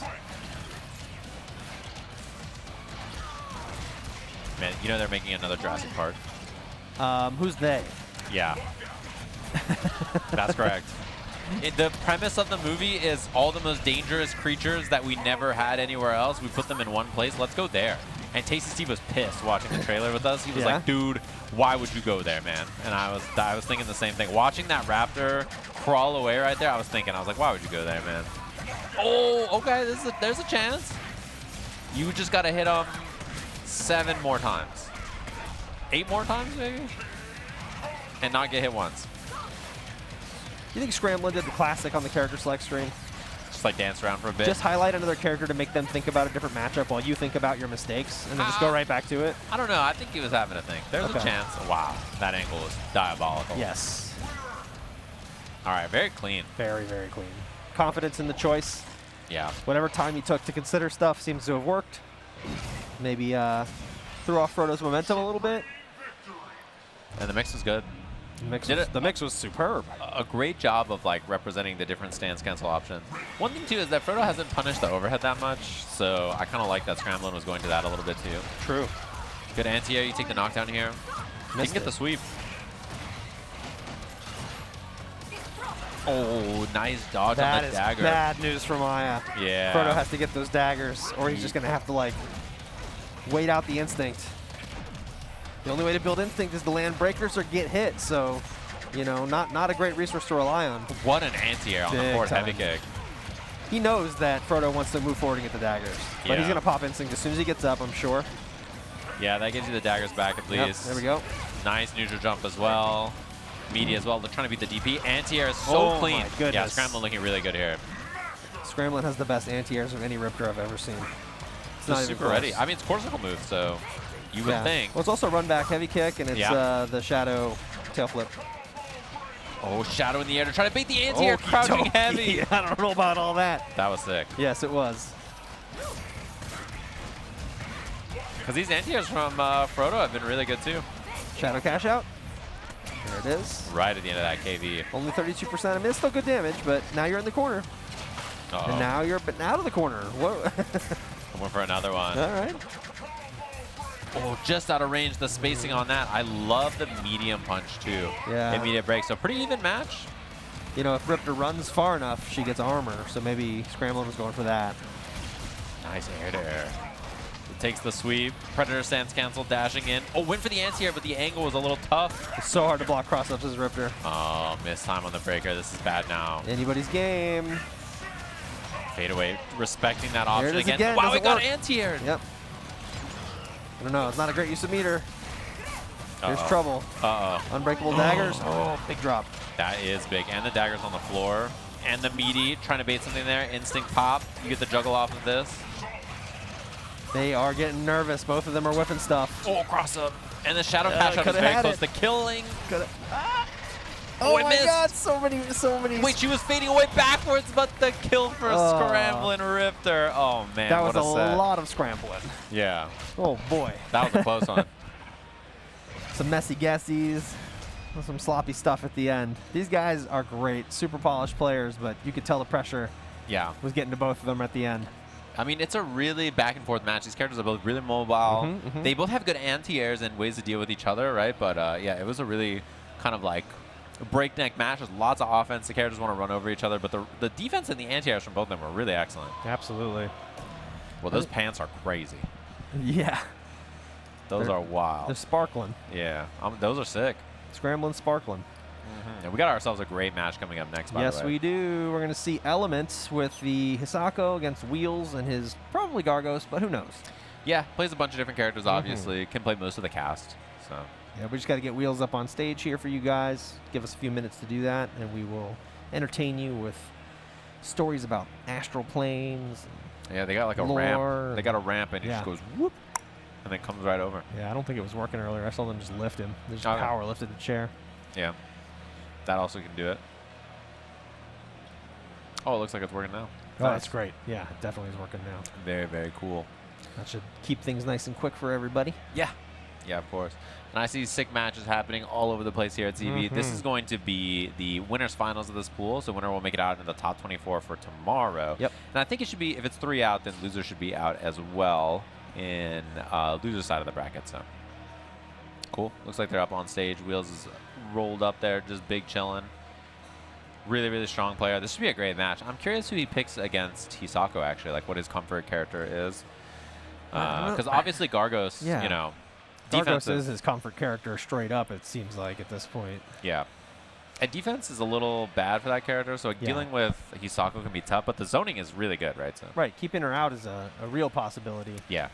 And you can make a lot of your timings from the air very unpredictable with the quad jumps and all that kind of stuff, so it's hard for her to counter. Yeah.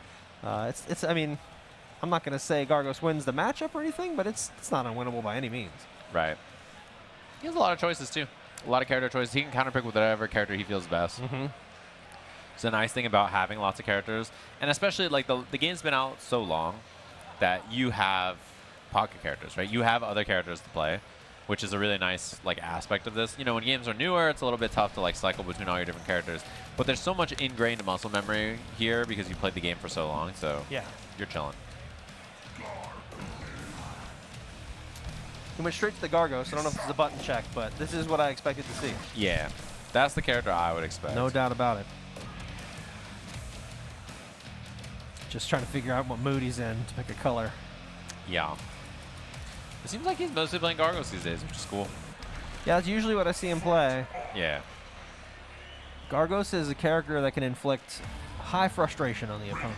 Yeah, he's a good character. Wheels is the type of player who can capitalize on that frustration.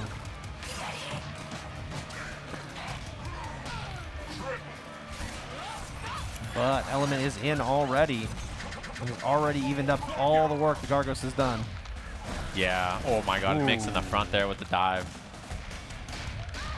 Notice he just keeps choosing the option to throw her away. He wants to keep her at full screen. He wants to go for the zoning, and that's going to get easier and easier for him the more minions he can get on the screen. Calls out the teleport. Yeah. Beautiful. And the lockout here is big. He doesn't have Shadow to extend to get the ender to then get the kill, but still a pretty tough spot. Sweep plus minion. He double jumps forward and then jumps backwards to bait something out there. Though, between Gargos and the minion. Wheels just running here. Always risky. Yeah, there he is. Oh, he missed. Oh, Shadow command grab. It's going to whiff. And the minion actually gets hit there. Oh, man. Overhead hits. The minion. Yes. Oh, my God. She kept comboing. That's awesome. She comboed through the minion hitting her. It actually reset her combo and then kept going. Oh, my God. Get the free minion. Well, it's not free. It costs a Shadow Meter, but you know, safe minion. Yeah, activating those in neutral can be pretty hard sometimes. Yes. So getting a free minion summon like that is really nice at the end of the round. You call them at the wrong times in neutral, not only do you get hit, but the minion gets hit. And Yeah. Stabby's only got 2 hit points, and Flabby's got 3. Yeah. Really, Stabby getting hit is real bad for you. That's a resource you do not want to lose. Yeah, Stabby's the better minion, I think, by a lot. Don't let him. Don't say that in front of Batman. Flabby's good too. You can't just say he's also good too. You know, they're real. He's like, and I can say whatever I want. Okay. their canon names are Ezek and Dretch. Did you know that? That's not real. It's true. Nope. Ezek and Dretch. Nah. But Stabby and Flabby has a nice ring to it. That's true. Pokey and Dopey, maybe? I like both. Speaking of which, spin, double jump to the other side, uses the dive to change the timing. I honestly don't know why Wheels went in. He had Element completely locked down with both minions and could have just kept doing what he was doing, probably. Yeah, I think he recognized that he had, well, he wanted to get the mix off of the minion power-up moves, right? Yeah. I think it cost him the life bar, though. Honestly, I don't think he had to do it. Yeah. Well, she also had Instinct. So getting that Instinct out, pretty nice. Wow, what a counter. The minion, he's pulling up. Okay. Nope. He was there for duty, but he didn't get anything done. He's going to get up in a second, though. Her having to hit the minion, though, prevented her from building Wrath Gauge on that knockdown, which is actually pretty important. Very true. Very, very true. Oh, third hit here. Pops the Instinct. Shadow command grab for the punish. Big damage. Not a KO, but it's going to be tough. Yeah, now you're zoning with infinite armor as Yep. well, so... Oh, not just quite a on little time. too early. I like the idea of that. I do, too. Wheels up 1 against Element. Yeah, trying to command grab the infinite armor there on the landing was a pretty smart choice, just not quite on time. It's so hard at the beginning with Gargos. You got no buddies. You got no Shadow Meter. You're just like, get me the hell out of here. I'm flying away. And I'm going to try to make Element chase me and make him trip over stuff. And it's working. Yeah, meaty portal punch as well, getting a little bit of extra damage. You got to build 1 meter, and then once you get the hit, like this, right, you can end, and then you can get the shadow out if you want. Or mix on the other side instead. This is looking grim for Element in round 1. Yeah, this is bad. It's only going to get worse now that the minions are here. Anti-aired, but the minion is there to get in the way so she can't get Oki, and then 1 guess there. Now you can just wait this out and drain the Instinct as well, so she's just got to wait that all the way out. A little extra meter for Wheels, and now on like an 80% lead, no Instinct available. He's looking for counter there too. I think he empty jumped in. Oh my, that's a big counter break. That's huge. Dump the shadow. Big damage. Not going to kill. Goes for extra. Wow, yeah. What are we doing here? Why didn't we cash that out? Very greedy. Wanted the extra bit of damage because it wasn't going to kill, right? So that was the idea. That's wild, because that would have been a level 4 ender. Yeah, and then now Gargos is healing most of that back. And the minions got knocked down. Oh, went for the counter break. Stabby's back up with 1 life point. A pixel and a dream for Stabby. I want to see some swag Stabby juggles. Now we might see it here. Sandwich pressure. Oh, he just gets hit from behind. So he's dead, but the other minion does come out now and baits the counter. Falling down there. Really, really like that choice from Wheels as well. All right, minion gets hit. But, Wheels almost got the punish. Yeah, he did. Nice. Counter hit, crouching medium punch, comboing into itself. One of the better normals in the game. Dominating. Yeah. You know, Gargos can summon 2 minions at a time, max. Yeah. But he can't have 2 of the same. He has to have 1 of each. But he can choose what order that he summons them. And you'll notice that Wheels really likes to summon Flabby first because he's got the extra hit point. And he's just trying to get started. And that's where Element needs to get in there. He needs to make sure that Wheels can't get started. Yeah. Once that first minion's out, you just get so much control of every part of the screen. There you go. That's what you got to do. You got to make sure Wheels is spending all of his time and meter defending and not putting minions on the screen. Mix-up time. Arrow on Rio's on. It recaptures, so even if you jump out of it expecting a command grab, right back to the ground. Yeah, as long as it counter hits or you got that full wrath, it will recapture. Yeah, and on Oki, you have full wrath. So it's just auto, pulls you back down, easy peasy. Combo off this here. Wow, huge breaker. Command grab or not is the guess. Light kick into the shadow. Reset's always scary here. Standing reset, jabs out. Command grab again here, and just infinite armor just pulling up on you. The counter's good. Great counter. You just burst, yeah. Corner versus Gargos, so tough. So tough. Nice break on the heavy punch there. Was looking for the stagger afterwards. Caught the jump. Oh. Had to. Oh, man. Just knowing right there. Shadow Portal. Not very much damage, though. 4% damage. Yeah, that's one of the weakest shadow moves. It tracks, though. Yeah, it does. It's pretty good in the right situations. Right here, build a little bit of extra bar at the end, wait out the instinct, and then try to build something for your shadow gauge there so that you can get the first minion out. Yep, stole a little of her shadow gauge as well with that soul suck move. Meaty portal, trying to wait it out here. Sweep looks real good here for Wheels. Wheels also has a meter for the shadow minion now, which is very big. He's going to summon one if he can land any type of ender. Yeah, the minute he gets a knockdown here, this life bar, the next, it's going to be minion time. Oh, gets hit low. Wheels putting a lot of stuff out in front of him to try and stop the dashes from coming in. Oh, so an unfortunate shadow counter. It's definitely clamming up element. Wheels has double summon here. Oh, yeah. boy. One minion gets hit there, but it's the one he wants to get hit, so he doesn't care. And teleport. Calls out the teleport again. He's been so on point with that. It's only been like one successful teleport. Throws the minion in as well, makes him spin. Makes him bounce, and then he's going to get mixed up here, and we're close to danger. Trouble. Wow, he stopped the teleport. That's wild. Stabby completely stopped it right there, right into Ultra. Oh, man. Good matches, but Wheels with the clean 3-0. He is on fire. I cannot wait to see how he does in top 24 tomorrow. Yeah, just too many things for Element to worry about, right? Like, it's like the minions come out, and then you get interrupted in your combos, you get broken up out of stuff, and then one's anti-airing, one's hitting you on the ground, and you're just dealing with all this different stuff. I mean, even Wheels is like sitting there full screen. Element tried to teleport, and Stabby just interrupted the teleport. I know. They're both very momentum characters, right? Yeah. And it was really important for Element to set the pace at the beginning before Gargos could get all of his crap on the screen. He was just really unable to do it, unfortunately. Yeah, it's difficult a lot of times. It is really difficult, especially against a player like Wheels, who just knows the matchup so well, knows how to create the space he needs and buy the time he needs to get his game going. Yeah, and it's not like, you know, like Gargos' defense is not great, but Wheels' defense is really good. Wheels' defense so he's is going to survive, right, of course, in those interactions, even with just a pure mixed character. So. And if you hit him, he breaks. Yeah, that's exactly how it goes. So hopefully you've been enjoying all of our combo breaker action here. More KI is coming up in just a little bit. We're going to take a break and come back with some more Bulls action. This is KI 2025 at Combo Breaker. We've seen some really great stuff going on so far. I am Thrash Heavy, and to my right we have Zip Master Flex. Of course, I love working with this guy, so take it away, Zip. Every single time, dog. I feel like we're just the duo. When they see us signed up, like, hey, we want to cast, they just go boom, boom. Those two guys, it's the Combo Breaker. You know, it's the peanut butter and jelly. You know what I mean? So I'm Breaker. Sure, I'll take combo. Yeah, I used to use DJ combo. Big bet. Yes, that makes way more sense. And you're good at breaking, and I'm horrible at that. So yeah, so we'll take it like that. Man, but yeah, I'm excited to be here, man. Yeah. I know y'all. You know, if you're tuned in, I know you're a KI fan. Of course. And if you're not, you should be. Yeah, you gotta be. You know, so we're getting in here with match 11. We got Pool B. Mother Chorizo. Mother Chorizo. Why do I feel like I've seen that name? I mean, I've seen most names. Yeah, at this point.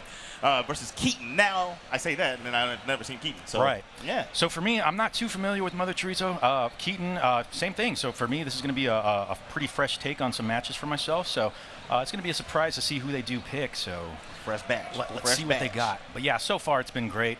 We just saw Wheels advance against Element. Both players always doing really hard work at these tournaments. So it could have gone either way. But again, Wheels went ahead and advanced. That was the last match that we got to see. Hopefully you guys did enjoy that because we do have some good stuff coming up. What was it? Scramblin. Scramblin made it out, right? Yes. Scramblin is gaming. Scramblin last year during those the trifecta, right? Combo Breaker CEO and Evo. I found out that dude is ridiculous. I mean, J-Vans, he's J-Vans, right? But J-Vans was always good. But he is phenomenal at this point. I mean, he could literally take this, and I wouldn't even be surprised. And you know, that's the beauty of it, because, like, I always love seeing the people that typically don't advance as far as they should. You know, they kind of go back, they rethink, what do I got to do? He might be doing that at this tournament. So, so let's hopefully see that, because that'd be great to see him up on top 8. Definitely. All right, we're taking a look here. They got their character, well, they're button checking. Yeah. And I feel like the last few years I've been getting whoopsie-daisied by people on button selects, button checks. And they never play the characters they pick right there. So. It's a mind game because they're up there. They don't. They may not know each other. They're like, okay, I want this guy to think that I'm playing Arbiter, and he's like, all right, I got the Arbiter mentality, and then he just switches to Hisako or something. Okay, so the Arbiter was tried and true, but we are going to have a Riptor on the opposing side. All right.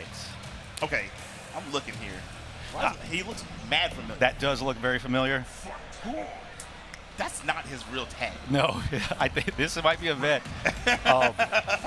I do know Damien as his real name, so let's see how this goes. Okay, so we're opening up right away. We see Riptor just taking advantage of just getting opened up on Arbiter. So Arbiter getting hit with that overhead. Getting some nice, in the corner, flame carpet. Let's see what happens. Ooh, crossover, okay. Ooh, come here. Oh, it doesn't combo though. Interesting. Overhead didn't link off the double medium. That's the third one we've seen hit.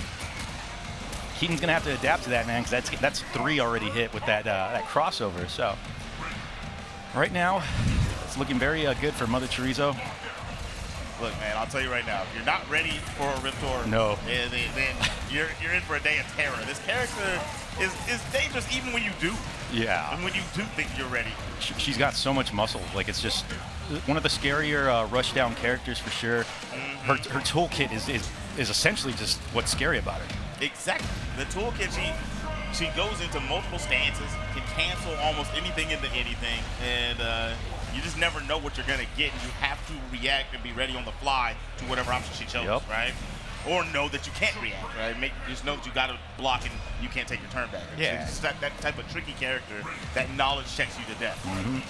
That defense has to be on point for sure. Look at that. Stance it's the same thing. Yep. Got to be careful because that is positive right there. That's positive right there. So yes, the pressure is being applied. Keaton does have some meter to possibly shadow counter, but may want to save those resources for something better. That bomb saved him. Got a chance here. Locked out on the lights. The counter breaker was correct, but doesn't quite get it. So that's 2 counter breakers that are both missed. Oh, man. Yeah. Overhead plus frames, right? Didn't do anything. Got back thrown. Now we have Mother Chorizo. You're going to see a flip out here, I bet. Nope. Control again. Man grab taken. All right. Going with another bomb loop. Oh, but it didn't grab. He ducked. Okay. Give me some nice damage. I thought we were going to get some damage to a setup there. That should punish. Yeah, yes. Yep. Nice sweep there. That sweep was coming. And another overhead crossover. Those tail flips, tail flips are doing wonders right now. Yeah.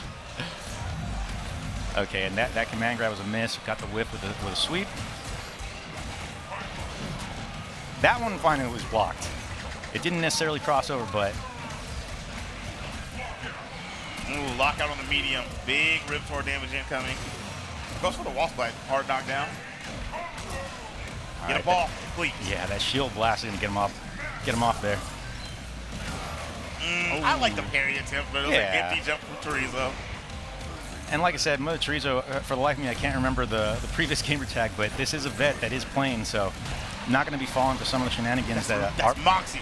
That's what it is. There you go. That's Moxie, man. Moxie. I knew it. I'm like, come on, man. That's somebody. All right, we got an air-to-air with the rifle. Ooh, clip. Okay, is it going to recapture? Yup.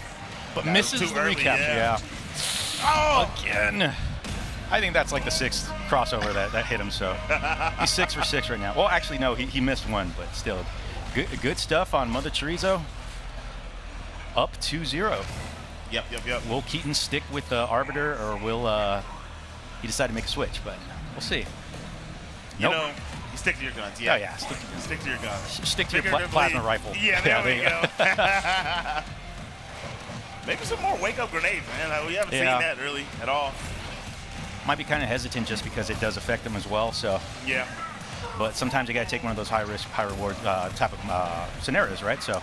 I mean, if you're just having trouble blocking in general, my goodness. Flippity-floppity. Good nice break there.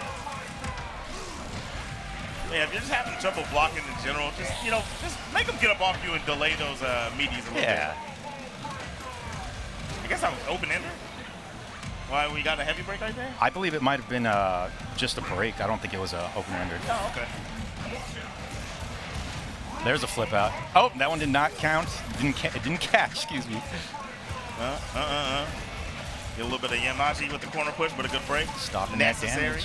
Very necessary, considering that Mother Chorizo's on still green life bar. So let's see if Keaton can do something. That has to be a tall character only. And that's it. Will we see an ultimate? There it is. Yeah. Ripping ultimate for the closeout. With the miss. And go ahead and just still moving. Barbecue that Arbiter. Just go ahead and get nice and nesty next to there, and good games to both of them. But yeah, that was a clean sweep for Mother Chorizo with a 3-0 victory. How you gonna be a whole raptor and go lay down like you're some kind of cutie pie or something? Oh man, you know she is. Nah, she heck is. no. Come on. You want a pet Riptor? I wouldn't mind. Nah, I wouldn't. As long as you know what? You seem like you would want that. Right? Yeah. I could see you with a pet Riptor. Yeah. I'd love that. Yeah. I love dinosaurs. I grew up with them. But yeah. Again, I mean, with the way that Mother Chorizo was working with all those cross-ups, like I said, that was definitely just kind of like a tough break for Keaton. Just like any other Riptor player, man, you got to watch out for all those, you know? Definitely. But yeah, right now, let's see who we got coming up. Just you get the honors of these names, brother. The first name is the one. It's hilarious. Come on, tell the people. Cocaine Biceps. All right, that is definitely a unique name that have not come across in KI or like in general. So, Cocaine Biceps is hilarious, dog. But everyone knows Trashbaby running the weekly. What is it, the Ultra Fine? Is that what it is? I think so. Okay. Yeah, Trashbaby, of course, another veteran in the game, usually comes here just about most of the combo breaker tournaments. So good to see them again. So comes and either supports, runs some pools, does something. Yeah. Especially even back in, even I would say back, but during this time when we've had like a lot of these tournaments, we have to do side tournaments of our own. Yeah. Trashbaby is there helping all the time. That's awesome. So. A very strong community player then for sure. All right, Cocaine Biceps. I've actually seen him. Cocaine Biceps. If I'm not mistaken, KITX, the last one they did, me and you commentated Cocaine Biceps. Is that right? So this, I'm pretty sure. That's been a while then. Very long time. Kumite, yeah. Okay. Is it Kilgore? Is that a Kilgore player? Sounds about right. Let's see. We'll see. Because if that's the one, then it might be. Sounds about right. I might be remembering exactly what you're talking about. So it's been a while. That was a long time. Yeah. When was that? 2019? Man, it's been 2019 sounds about right. My hair was still short, so it's grown out since. Wait, you've had short hair? I thought you've always had long hair. No. I didn't start growing until like 2020, so 2020 soon. You never had long hair before that at all? Nah, like this is probably the longest I've ever had it. Interesting. Yeah, so it's been a while. What am I misremembering here? Because the game's been around for so long. It's I know, right? We've all lived lives. Yeah. My face is fat now. Oh, there you go. a lot of our younger players are now older players, so yeah. Definitely. All right, let's see. Doing a button check with TJ. TJ Combo is still one of my favorite characters. I used to main him back in Season 2. I still like to dabble with him every now and then whenever I do play, but we'll see. TJ is still one of those characters where you don't really want to take him lightly, even though we don't necessarily see him progress that much in top 8s. Still a strong character, so let's see if this is going to be his main. I'd love to see that, actually. And this could be a button check, so let's see. No, see, look, I know who you're talking about, the Kilgore that was there, but, dog, the TJ, he was there, too. You know what? Dog, this is him. Okay, I think the other one was called Shotgun something. Yeah, okay, there we go. Is. All right. Yep. So here we go. Let's start it off. So as TJ against Kim Woo, you do have to be very careful because of Kim Woo's parries, her counters. But right now, Biceps is doing a really good job of just getting really in her face. I like that too, right? You go to the auto barrage, right, just to make sure, knowledge check to make sure, because if not, you're just gonna get free damage. Yeah, and that's the mind game in itself. You want to see where they're going to be breaking during that auto barrage, and then that's your cue to like, okay, let me counter break to do even more damage. Yep. And this is going to kill it right there. Yep. I remember when I first was really trying to be competitive in this game, and that move used to infuriate me. I used to lock out every time because I didn't get it. I didn't understand. KI is such a different game, right? Oh my goodness. And then once I figured it out, hang it up. Yep. I'm breaking that every time. It's a patient mini game within that auto barrage. You got to see exactly what you're going to break, because you can get frustrated and you can break early and or lock out early. So that's its own little mini game, like I said. Counter. Oh my! Do you know how bad this is gonna hurt? This is gonna hurt. Boom! Oh, actually 73, brother. 73. That was Yamaji, Yep. but Kim says right back action.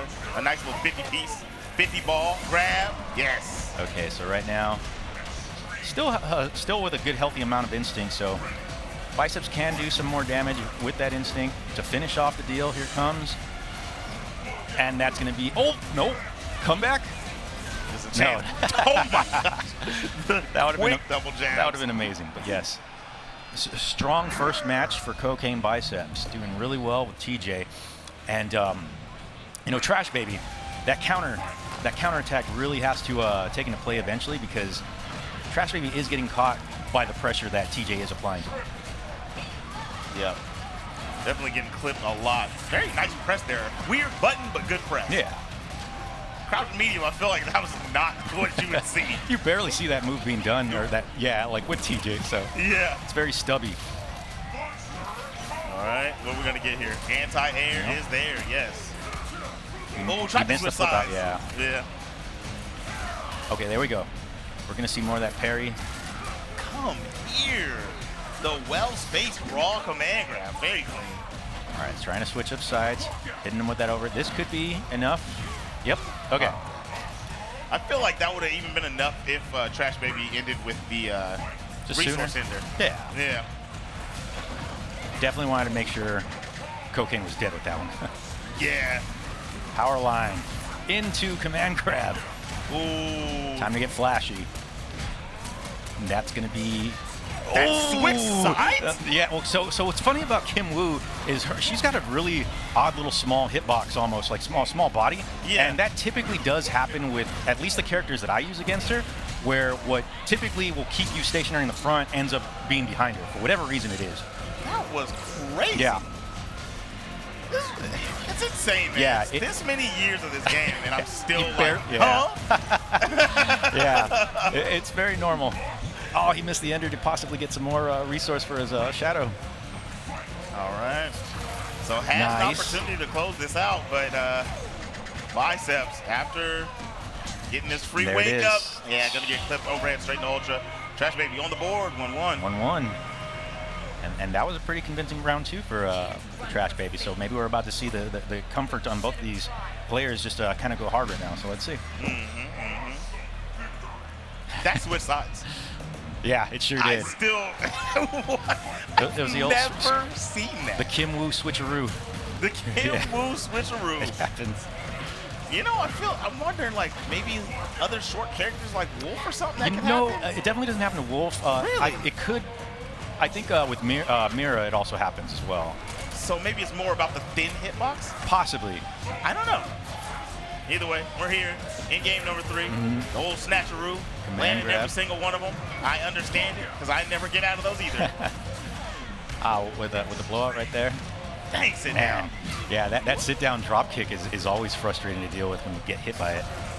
1,000%. Nice block. Okay, so right here is a punish. Got to be careful with those tremors, because although they are a good meta tool, like, they're very punishable. All right. Wall slide? No. What's for the damage ender? You gonna roll? Nope. Ooh, I thought he was gonna roll also.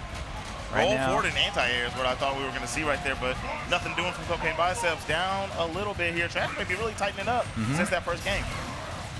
Got that dragon on lock.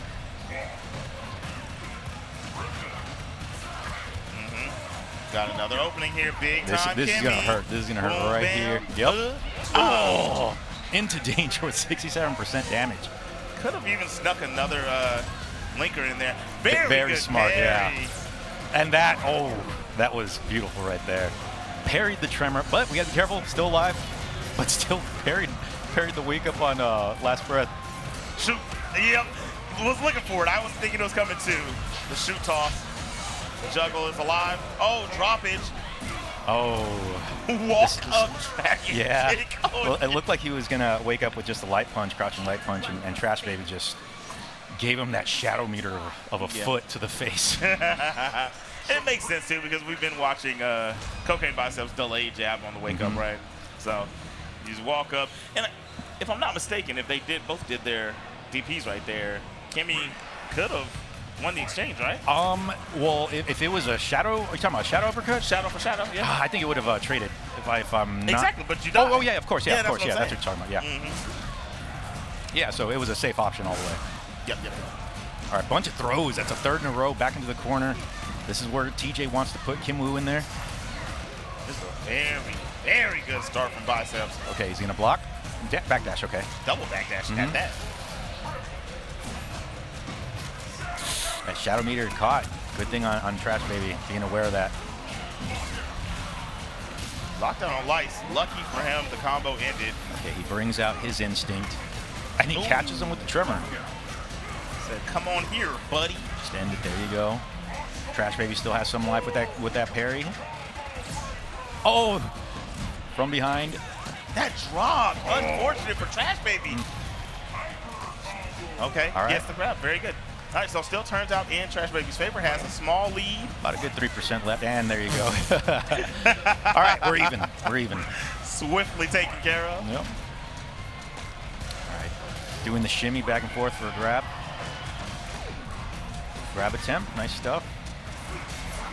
Oh, speaking of grab. Are they gonna get? Oh no! That heavy tremor sometimes goes a little too. Wow! I guarantee that was the last frame. Last frame for that shadow counter to work. Get out of my airspace! Yes. That was opener. There you go. It was almost amazing, but gonna eat some. With the reset. Oh, you're done. Yeah, that's gonna hurt really bad. Here it comes. All right, so Cocaine Biceps. Want to back off just a bit? There you go. Trashbaby's just taking it like, yep, go ahead. Gonna pop her. And the backdash, yes. Okay, this is, yep, there it is. Good stuff for Trashbaby, taking it 3-1. But Cocaine Biceps did great. Did really good, yeah. Very good. When we started off with a really strong rush down attempt by TJ and took the win. And like I mentioned, Kim Woo's very scary with the parry mechanic that she has, and definitely Trashbaby utilized it very well. We saw different, even the tremor from full screen, was able to collect a dragon from that. Very, very smart play on Trashbaby. So it started to get to a place where you could tell that that Cocaine Biceps was worried about the shadow meter on wake up and the parry options. Correct. And then his pressure started, instead of like using Superman punch for meetings and things like that, he started going into crouch. Yeah. It gets scary. He was too scared to do anything. Kim Woo's just one of those scary characters that even though we want to see her throw out that parry, and you're just not sure when she's going to throw it. So you're just like, I don't know what to press right now. Exactly. So it's all about bait and switch. You got to make sure that you're able to bait her out to do that and then attack. But Trashbaby was just doing it on the perfect timing. So yeah. Very well done. Very well done. Good set. And now we're going into our next one, guys. We have two people that if you're a KI player, you know them because they both are community heads. Yep. We got Ovis going up against CaptainAham. And Ovis, he plays Eyedol for the most part. Yes. And, Eyedol's one of those characters where can be very rough. Has probably the best instinct, in my opinion, in this game. It's so overwhelming. And I know playing Ovis throughout the years of KI, like he does know how to utilize that very well. Oh, yeah. I think that people have now started to get some counterplay versus that instinct, but it ain't me. Oh no, that's what I'm saying. I ain't got it, but I think so. There's a select few players they've got it, but it doesn't make it any less top tier. Right. Yeah. Right. For sure. You're still fighting for your cheeks out there when he pops that. Yeah, because talk about like just everything at once. Like that character utilizes both heads together. So you see zoning as well as rush down all at like once, and it's crazy the amount of setups that character can just spew at you. It's nuts. Yeah. So who does CaptainAham play? Do you know? I don't actually. Okay. I don't actually. We can see up on the screen that that Eyedol is getting locked in, Everybody checking out their buttons. Eyedol. Yeah, that's a character right there, man. Do you remember Release Eyedol, Jump Heavy Punch? Yes, it was one of the easiest buttons to abuse, and it was very, very frustrating. I'll promise you right now you were not anti-airing that character. That was ridiculous. A horrible time. Yeah. You know, if anybody cried for that nerf, it was like, hey, man, it is what it is. You got to get rid of that thing. So. All right, so here we go. We're going straight in, no button check. Oh, no, I'm lying. They are button checking. I thought they were about to That was start a very too. intense start, though, so fooled me.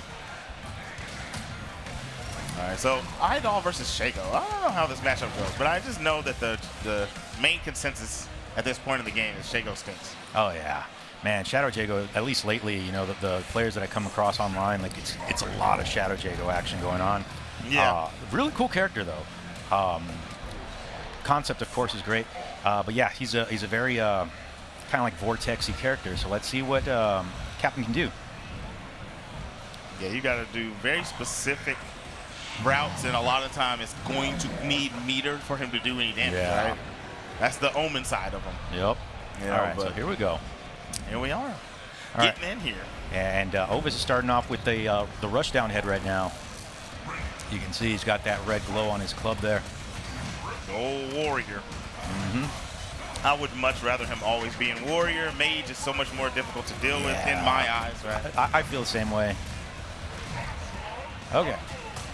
He's going to want to go ahead and keep him at bay with those fireballs right there. Nice grab. Got to kind of just go in there and shake him up a bit by just grabbing him.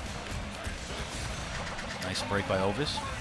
And a nice backdash also. But here's Speaking that of instinct, yeah. And speaking of getting caught, so here we go. Now this does get very scary, like I said. Once he's in this mode, it's almost like you want to press a button, but you got to just hold back. Man, could have got more damage there. Well, he's going to go ahead and opt to just go in. Oh, he's already out of his instinct. Okay. Yeah, that was super quick. That was very fast, actually. Ooh. Yeah, that instinct definitely helped Ovis out, because right now, he took the win, so. That instinct was everything, man. Nice round start here from Mr. Aham. Is he a break? Yep, there he is. Broke the juggle, yep. The overhead. No DP on that is interesting. We got stuffed. Chief. Okay, yeah. We want to see it happen. That's where the O comes out. But yes, it's a very easy move to stuff. Yeah, you really got to use that for punishes, like guaranteed punishes. Yeah. That was clean. That was very clean. Was able to evade the DP attempt with the teleport dive kick. Ooh, come very here. nice backup.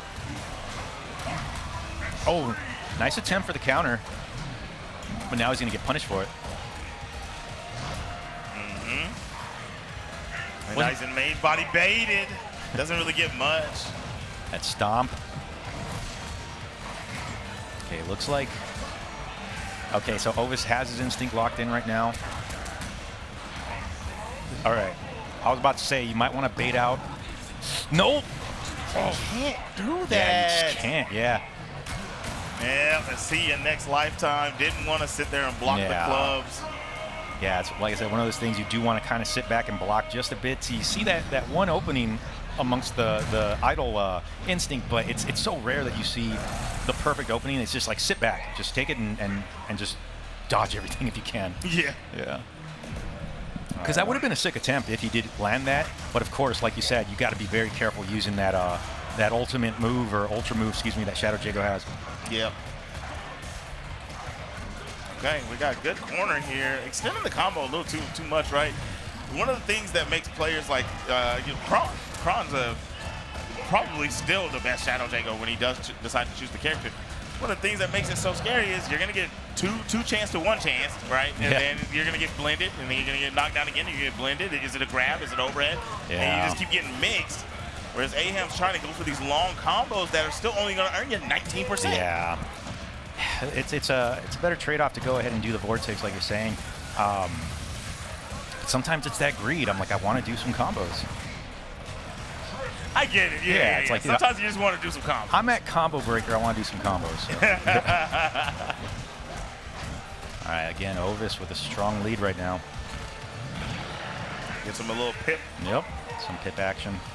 He's got one for Warrior and for Mage, so yeah, he's in good standing if he needs to do a cancel at any time. Into Instinct. Pop the Instinct. Instinct, and then DP. No, okay, there you go. Like I said, yeah. He's acknowledging that, like, hey, I gotta block at least the first move coming out. Yeah. Well, there you go. There you go. That was wild. There you go. I mean, I think it's a crazy attempt, but it worked. Count the bait. Yep. I think Ovis thought he was going to DP, and yeah, saved the day. Very smart play on CaptainAham. And we saw how excited he got when he landed it too. So it was like their redemption. Oh, stuff! Get that stuff out of here. Here we go. Double stuffed Oreo. Yeah. Let's get some mega stuff now. There we go. Some mega stuff. Yeah, the really fat Oreo. Medium break is there. Oh, DP immediately catching him as he's throwing the fireball. Recap. Come here. Into a little baby damage. Switch bods. Okay, trying to bait out an overhead, I see, by Captain. All right, Warrior coming in hot. But with a break. Good break on that medium. We're doing yep. Crouch medium kick. That Stopped him. Oh, yeah. Okay, so Ovis now realizes that he's always going to constantly be using that, so. Yes. Yeah. Every time. He just wants to see the animation at this point. They're really smiling. Yep, did it again. That is all it's for at this point. Just let me see the animation. Yeah. Look at him cheesing. Yeah. He's like, I'm going to get you again. Yep. I got you once, I'm going to get you twice. You can do it. I believe in you. I don't know if it's going to help you win, but I believe in you. You can do it. Yeah. Right? I just want to see it. Early on the side switch DP attempt.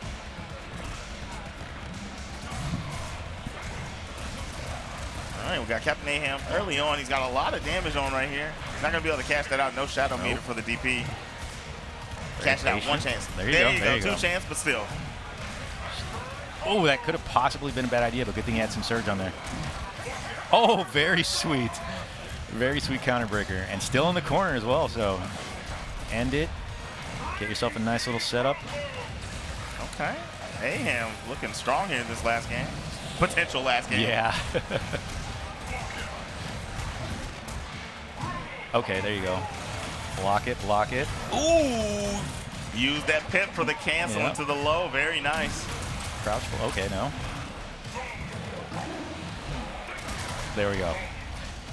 I thought he was going to do it. I know. I was about to say, like. Wholeheartedly thought I wouldn't have been mad. What? Okay. He tried it. Wall splash. Okay, now it's Ovis' turn to keep him in that corner. They're off to the right. The stand light kick hit, so a little too plus to land that command grab. Caught, yeah. Ovis still feeding Captain's instinct meter there. Oh, that was sweet.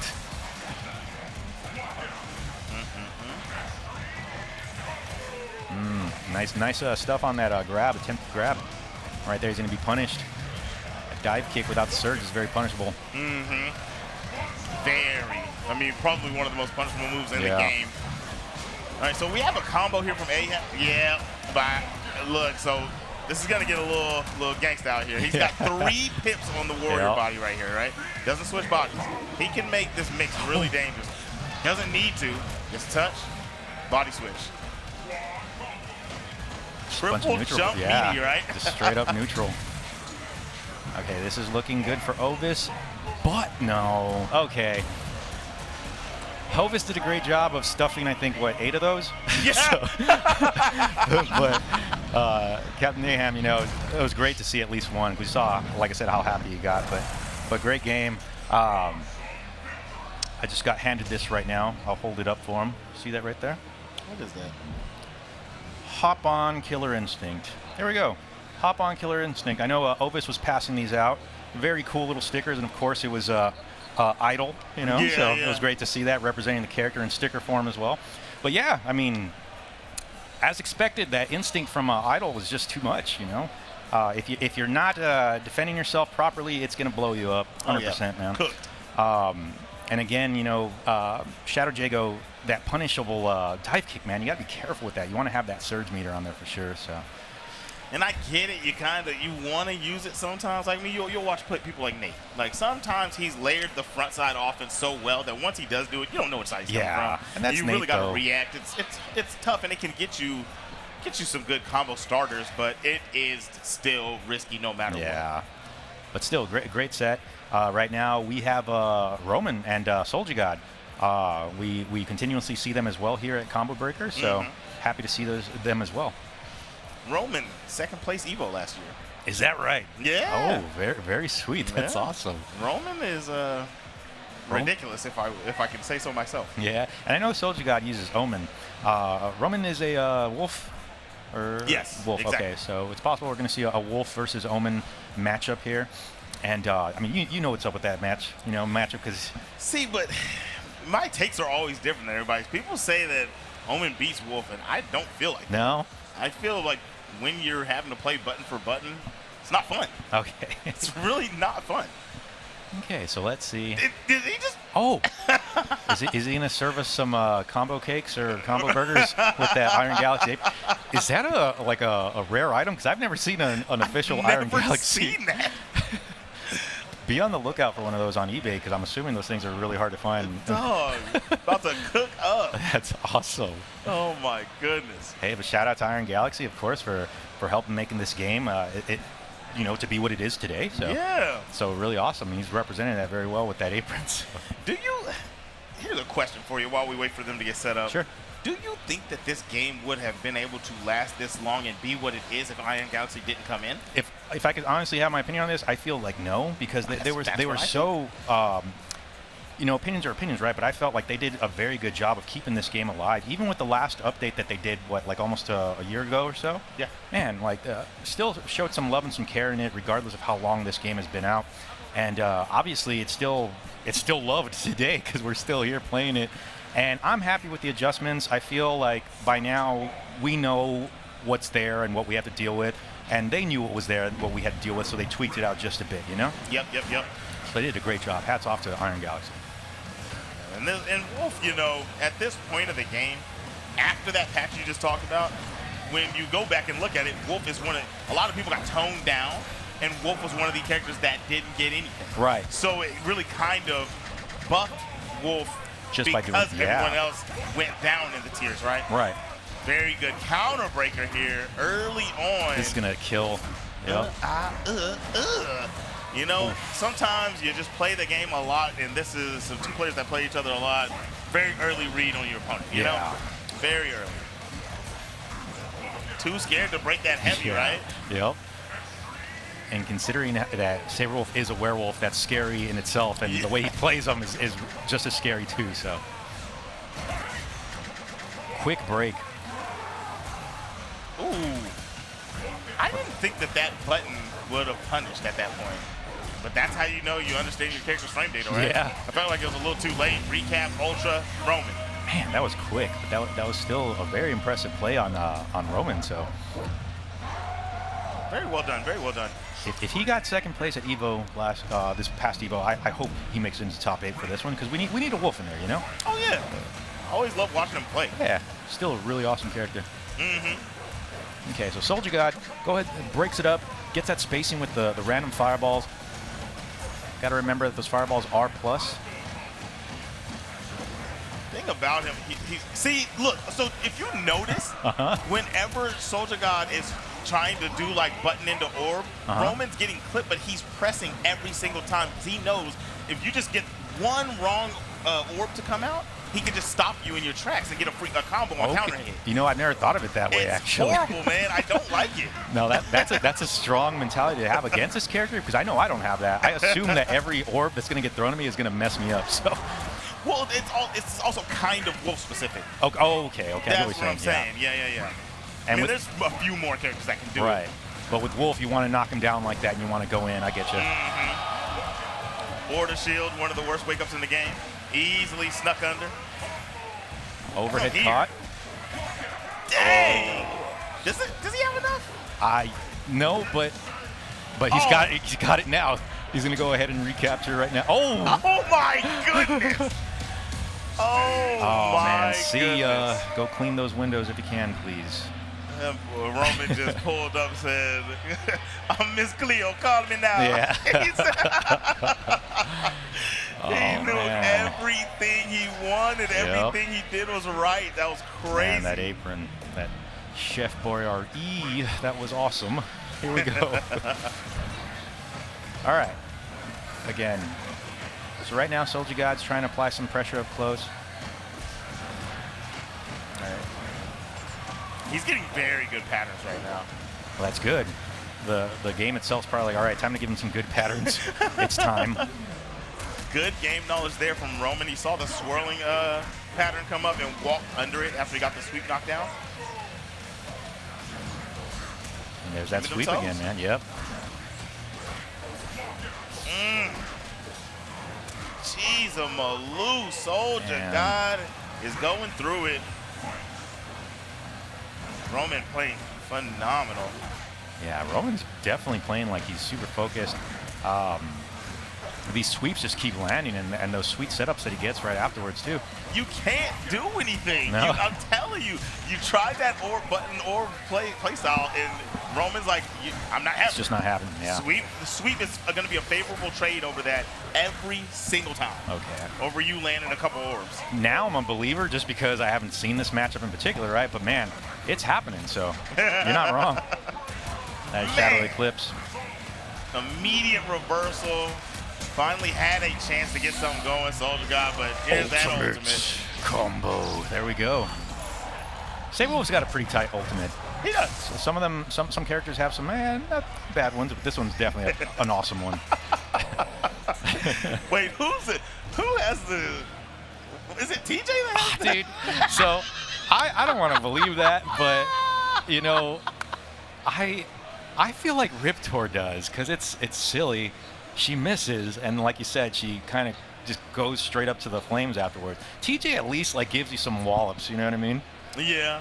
I gotta see it again though, man. I think I remember I used to crack up. I haven't seen it in so long. It's basically like a 1-2 and then final punch. That's TJ's. That's it. That's all it is. It's essentially just a combo. The coolest one, of course, is Tusk. Tusk is fire. It's phenomenal. Yeah. But yeah, coming up next, we got one of my my hometown friends, you know, back in Rio Grande Valley, Texas. Raven is raw. You know, he's a very strong spinal player still, and good to see him out here. And then we got Dingus Khan. Eyedol, correct? Or am I wrong? If I'm not mistaken, yes. Okay. And in Street Fighter, Ken. Oh, awesome. He's actually not bad. That's great. He's definitely not bad in Street Fighter. Raven is raw, second place at Texas Showdown. Second behind good old Base. Question, is Base here? I know he was registered. Okay, yeah, he played in the first pull, I believe. Oh, okay. Perfect, okay. Yeah, so he's here. Got it. So we do have Base in the building. Got Much love out there, Dingus Khan, putting the heart up for the folks. Two spinals in the house tonight, Base and Raven, so. Combo breaker. You know what's funny to me is some people don't know that this place is named Isn't after. that funny? After Killer Instinct. Yeah. They don't know what's going on. If you know the name, you know the game. And if you don't know that, you better play it. Come on. Put that on a shirt. You know, I love that it's Combo Breaker. You know, Rick, we got to give him a shout out too. Great person, great guy, great player. Just it's awesome to see that this Combo Breaker tournament of his is just ballooned into what it is today, you know? I'm telling you, man. And thankfully, he's a huge KI fan because, like we were talking about, Combo Breaker does derive from breaking combos and KIs. Yep. So let's see if we'll see some broken combos right now. Of course we're going to. One day, that man Rick needs to go and get in one of these Combo Breakers and pull the glay out for the folks again. There you go, yeah.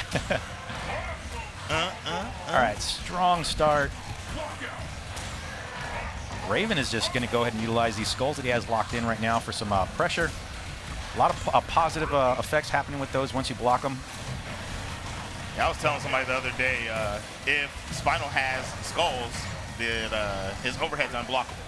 Is that right? Oh, just because, yeah. I get you. You get what I'm saying. You get it. Yeah. All right, here we go. All right, Dingus keeping him in the corner. Ooh, I like that. Yeah. Use the light. If it was meaty, right? He would have been able to keep his pressure, and since it was there to make the teleport also. So very well done there. DP, Shadow DP. All right, he's going to be putting him through the washer right now.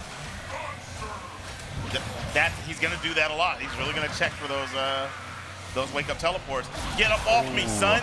He waited for it.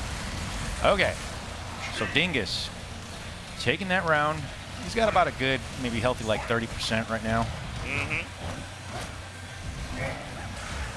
All right, he has enough to switch over. Yep. He is doing a phenomenal job of keeping Raven in this corner and finally going for a jump out. Raven taking the first health bar and building some resource. He's got 5 skulls on deck. So this next block sequence is going to be rough city. Can't get that. Nope. Nope. And right now he's cursed with the instinct stealer too, but he managed to break it right now, so he's still good. He's got the meter lock though. Oh, as I say that, he gets that off. He had it. All right, here we go. Very good cancel. Use the light to set up a tick throw. Overhead attempt. Come here. Sweet mix-up. All right, going for some damage ending right there. Not a lot, but it's still good enough with the whiff. All right, this is going to be bad. And that's going to be it right there. Man, what a switch. It almost seemed like Dingus was doing really well to where we could possibly have won this, man. But no, Raven was just like, nope, not happening. He was absolutely dominating at first, to be honest. And it happened so fast. I couldn't tell you what the reasoning was for Raven taking the game. I think I blinked, and it happened. I don't know what the adjustment was, or maybe it's just the fact he got out of the corner. And, you know, the call that he had 5 skulls. Yeah. When he has that many resources, Spinal's very, very hard to deal with. And we saw 2 crazy mixes land, right? So it makes sense. Seems like Raven's feeling himself right now because he barely lost any life right now. We'll see if Dingus does better with the warrior stance. Yeah. Teleport back. Raven, smart. That's an adjustment there. There's a damage ender. And it was enough. 40%. Block it? Yes. Okay, here comes Instinct. He's going to set him up with some of them up.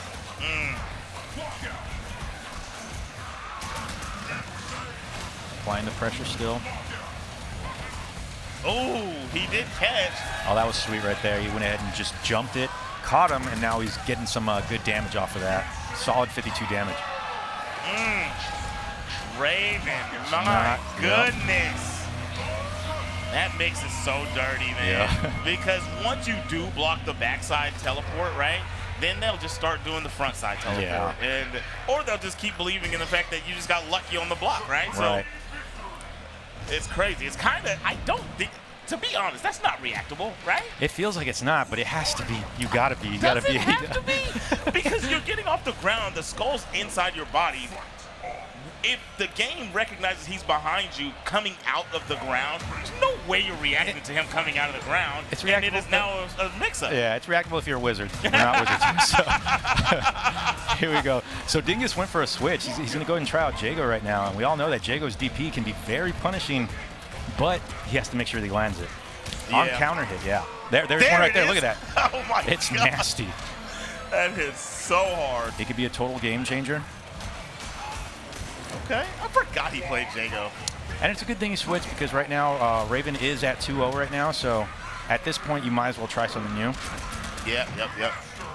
So there's some old analytics I used to do for fighting games.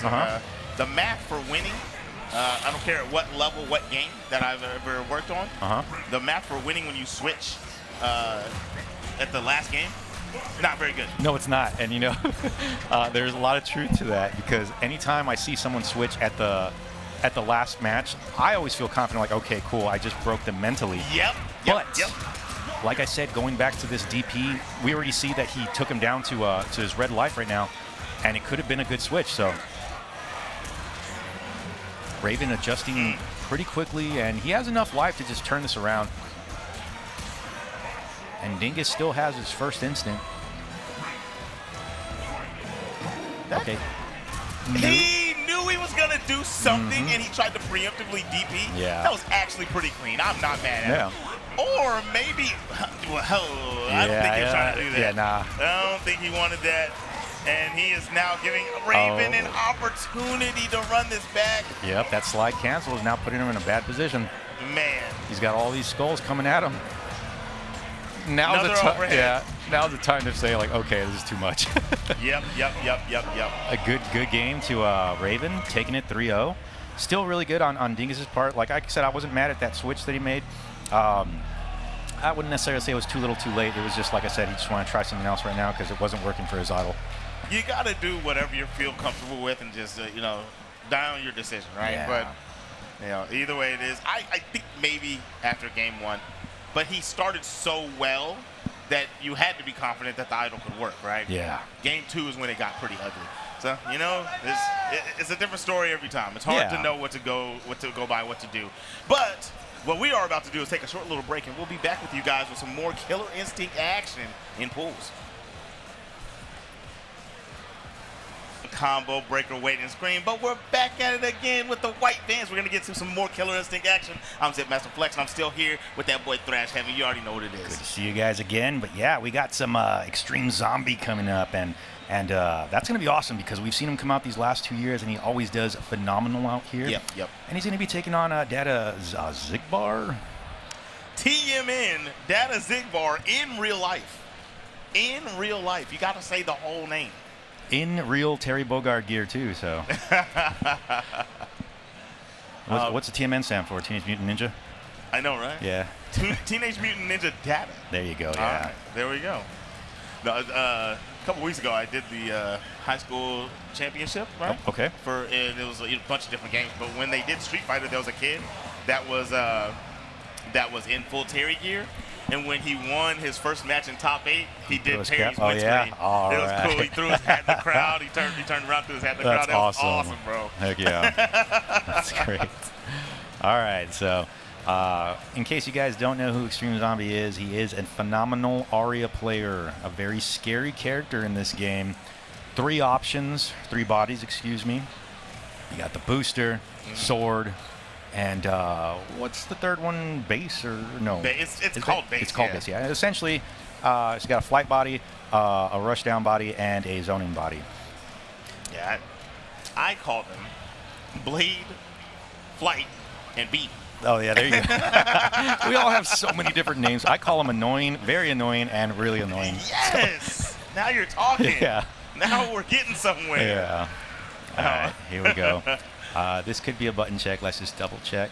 Yeah, let's look, because we've been fooled a couple times so far. Yeah. We've been fooled a couple times. Right, this is definitely a button check. And, Gargos is another player that's always fun to watch just because of those minions.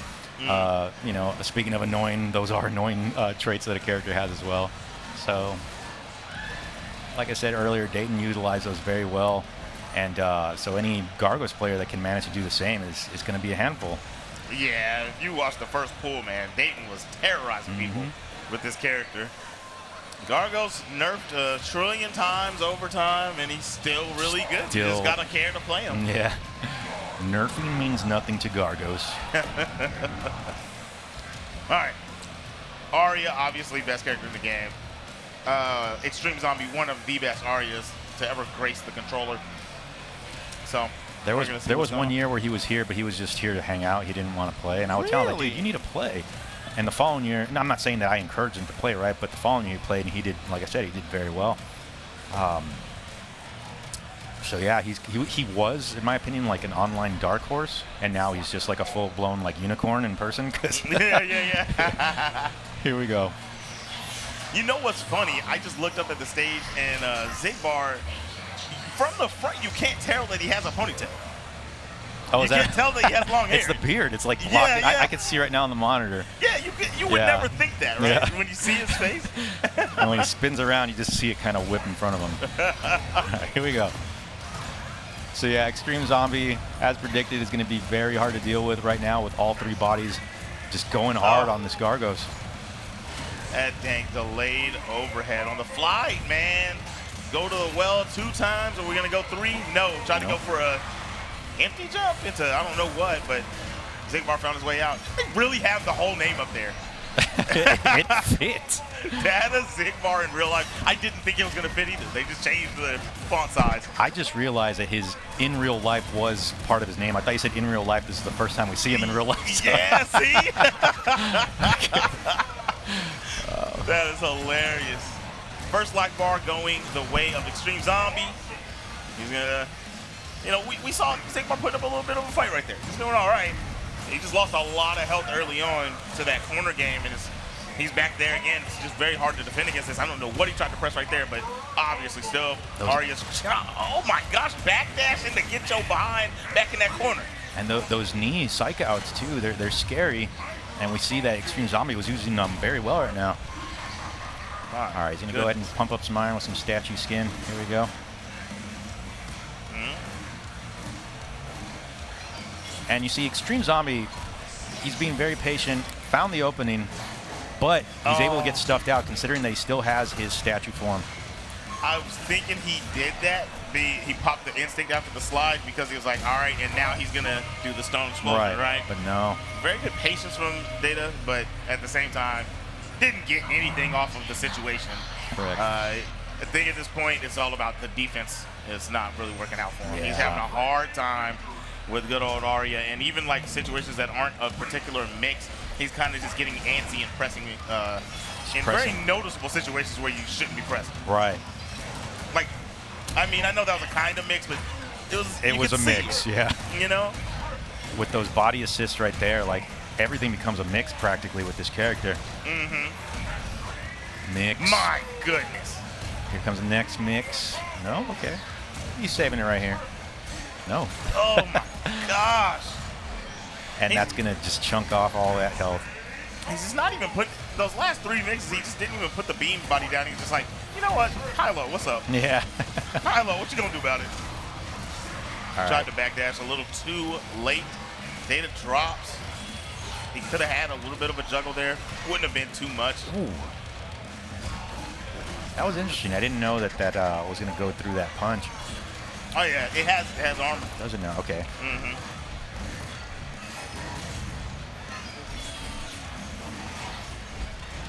We haven't seen Data shoot out any minions right now either. He's not getting a chance. I was about to say it could be because he hasn't gotten the chance, but I feel at this point, it's like, man, I really want to throw out a minion just to kind of help me out, just a hair. That was just nasty for no reason. Extreme Zombie, you're kind of evil for that one, buddy. Kind of evil. I'm going to say that you might be a villain. He did not need to do that swaggy confirm before he did the ultra. He could have just got that mess over with. He could be a villain or an anti-hero, because I still think he's got a little bit of good in him, I think. Does he? Yeah, I feel so. Nice shotgun knee pressure. Empty toes. Doesn't get the confirm, though. Okay. That was his chance to get out of this corner, man. It's about to be ugly again. There we go. Get off. Command grab. Okay. Not able to switch sides on it, though, because he's back in that corner. It's like he's struggling to get to the center, at least. He's trying so hard, and Extreme Zombie won't let him. It's like we're almost there, but nope. Go back into the corner, stay there, and block this. If you can. If you can. Yeah. Bop, bop, bop, bop, bop. One more mix here, one more gas. Gonna back off and probably get got chunked on, but has an opportunity from the stone skin. No. Pop, pop, pop, pop. That's not enough. My goodness, the nerfs to Portal Punch are crazy. What were the nerfs to the Portal Punch? It's just been, the damage on it has just been taken and taken and taken and taken, man. Because the reach is still there, right? Like, oh, yeah, all that still functions about the same. But it's the damage, okay. Oh, my goodness. Those overheads. Oh, 3. Dear Lord, sweet baby Jesus. Backdash. Okay. Break. And that's it. Okay. Well, very convincing on that win. Extreme Zombie. Okay, I changed my mind. He is a villain. He went through that in a villain style, so. There's that laugh, that maniacal laugh that he's giving right now. Oh, man. You know, it's always the worst. Like I feel like some of you guys still have fun, win, lose, or draw, man. Oh, yeah. I can't, man. I hate losing, and then my opponent's like, if you could have blocked right there when I said, no, man, stop talking to me, man. Yeah, if you would have just done this, you would have survived. And you're like, really? You're like, good games. Now leave me alone. Leave me alone, please. Oh, my goodness. Great stuff. Seems like Extreme Zombie's going to try and make it to top 8 with the way he's been playing.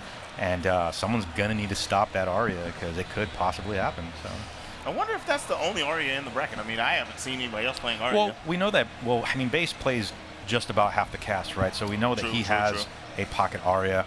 But as far as like a loyalist, I guess you could say, it's definitely just Extreme Zombie, to my knowledge, that's playing Arya the way they're going to be playing him. So we got Roman back. Roman is back. Guess who's back? Back again. Roman versus Jay Diorno. Jay Diorno. Are you familiar? No, I thought it was the pizza brand, but that's Giorno. But no, I'm not familiar with him as a player, so possibly using a different name, or this could be just that he's doing very well in this tournament. So happy to have him, of course, and see what he can do. See what he's got. Yeah, gotta put that apron back on. Bust out that chef. Gordon Ramsay is watching, please. Yep. Gotta please him. Gonna make some K.I. Wellington. Is it possible that the Iron Galaxy apron came from this one, just a recent fundraiser that they had recently? You know what I'm talking about? What'd they do? I do know that they were. It was a kind of like a. I'm gonna botch exactly what it was, but I know that they did some form of like a fundraising event, maybe like half a year ago or so, and they had different items that you can go ahead and as you donated, you'd get to, I guess, get stuff in exchange, I believe. We'd have to ask Roman about it because I am very curious. I know he didn't pick that up at Walmart, so. I know, ain't no way. Yeah. If I was in Walmart and I saw that, I'd be highly surprised. Yeah. Highly surprised. They're branching out. All right. New Iron Galaxy cookware. Oh, man, yeah. Pots and pans set. I'd buy it. Orange and black pots and pans. Yeah, that'd be cool. It's a nice aesthetic right there. Spatula, mostly orange and the handle black. You know? Yeah. That'd be cool. All right, here we go. Is this a button check? It's a button check. There's no way. That's a strong, aggressive button check. No, this is not a button check. We're in it. Okay. Wait. It's a button check. Man, stop doing this to us. You're teasing us.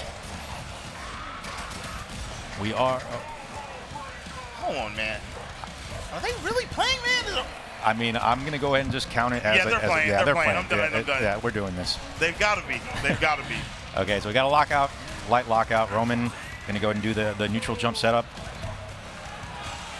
See, it's this patience, this weird stuff that was throwing me off in the beginning from Roman. I wonder why he's doing that. Maybe he's trying to force teleport situations so he can get like kind of free grabs or stuff like that. Maybe he's just worried about it in general. But he does get an opening here on the overhead break. There we on go. the heavy. It's not delivery, it's the Orno. He's going to Pharaoh cancel that out. Okay. So Roman, like I said earlier, he was doing some kind of subtle stops that were kind of confusing at first, but it could be that he just isn't familiar with Jay Diorno, you know? It could be that, like, who knows what he's going to press next, you know? So kind of waiting out. He's just downloading as he's watching. Yeah, I could see that being the case. Yeah. Huge chunk, 54, knocking at your door. What do you think you're doing? Just breaking. That's what I've seen him do a lot, is just whittle at people with that crouch light kick, especially final players. Yeah. All right, pressure time. Very nice on the shadow counter attempt. He's able to block it. Oh, no punish there. Able to recover right in time. That's the crouch light kick. That's the point. You can't do that. And then if he does hit, he can combo into himself with it, and there. So it's a win-win for that button. Yeah, I've heard this matchup was pretty scary. I ain't gonna lie. Okay, just wasted that skull, but got it back. Got one back. Not anymore. He's going through them pretty quickly.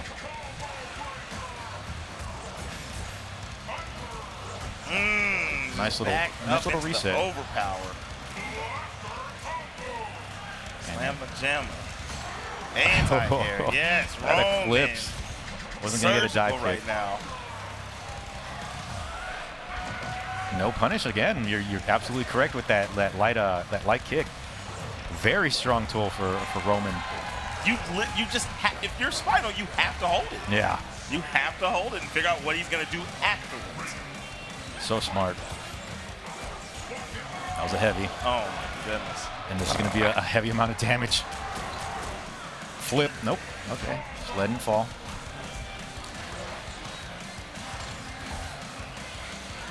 This neutral right here. Oh, looked like a. If he was right, but just a little delayed. Yeah. I feel like we see that a lot. It happens.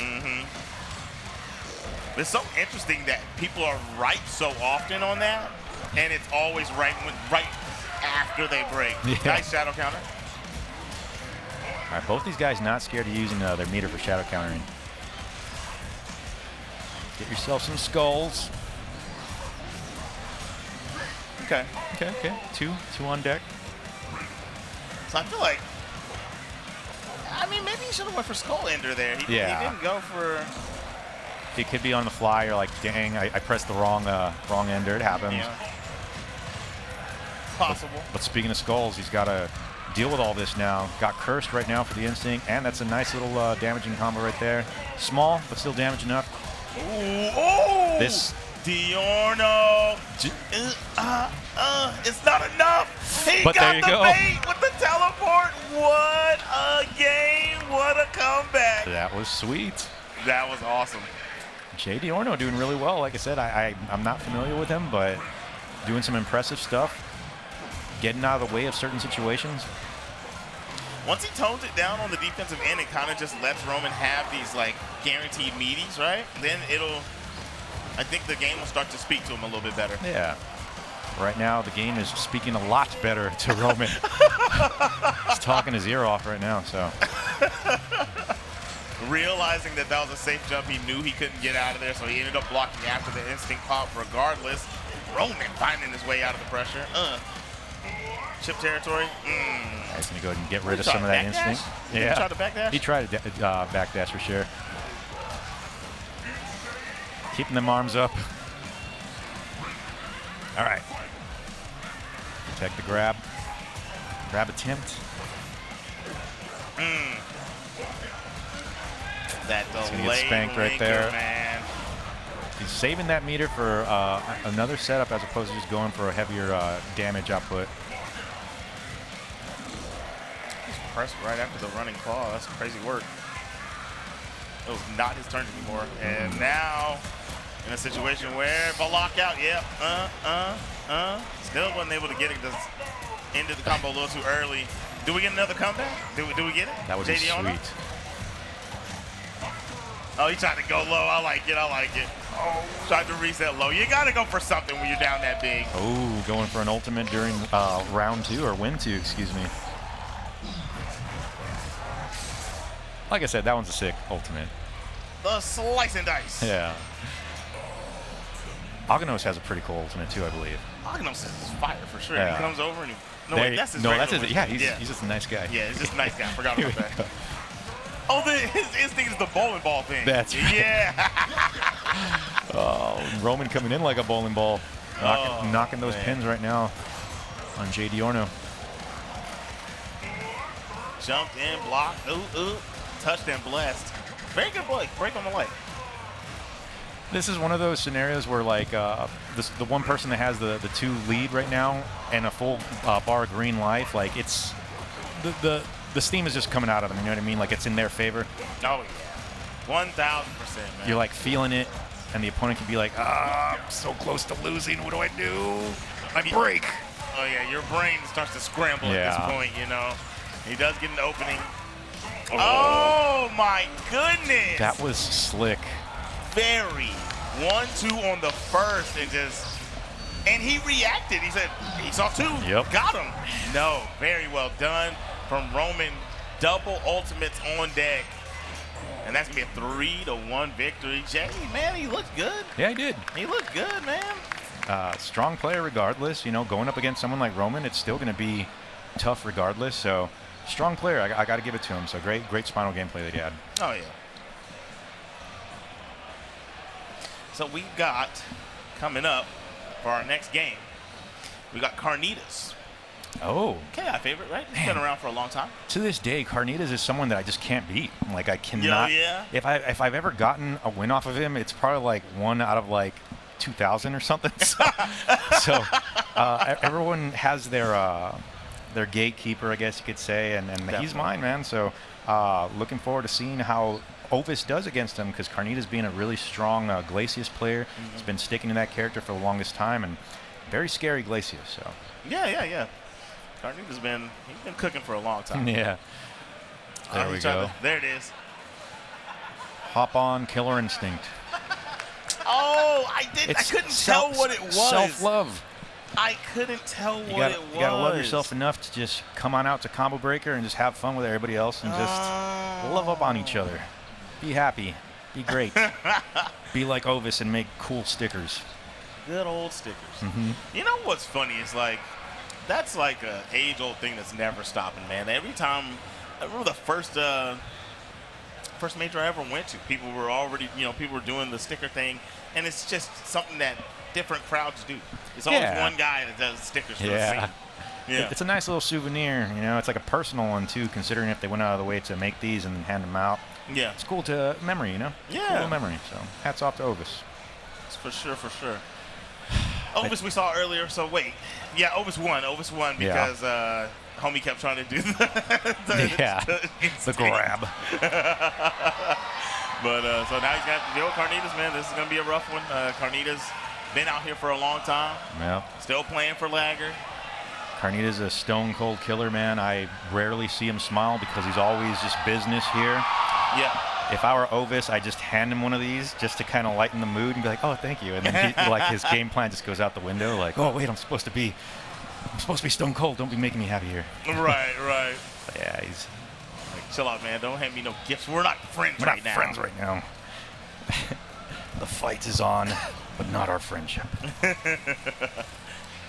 All right, so, I'm assuming it's going to be Glacius. It's going to be, of course he's going to. Well, who's the other character I've been seeing Carnitas, like, when he's not feeling Glacius, he does switch characters. That's new to me because I feel like he's always been feeling that character. Who is it? I don't remember. Because it's very few and far in between. So we see that Ovis right now during a button check, he's using Riptor, and we do know that he does play Riptor very well as well. Since I do not play any of these characters, Glacius, Riptor, and or Eyedol, is it safe to say that it might be best to use Riptor against Glacius, do you think? Well, to me, I call this 5-5. Okay. So it makes sense to me. I think it's a 5-5 matchup. But other Riptor players always argue with me and tell me that Riptor loses this. So I don't know. Maybe her mobility is a lot better than Eyedol's in this case, considering that Carnitas does have a lot of setups when it comes to the unblockable.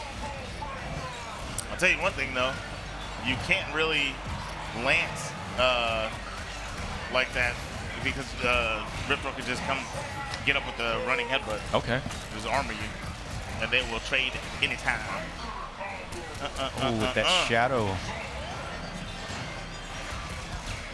Punish. Oh, nice. Went under. Very good low profile.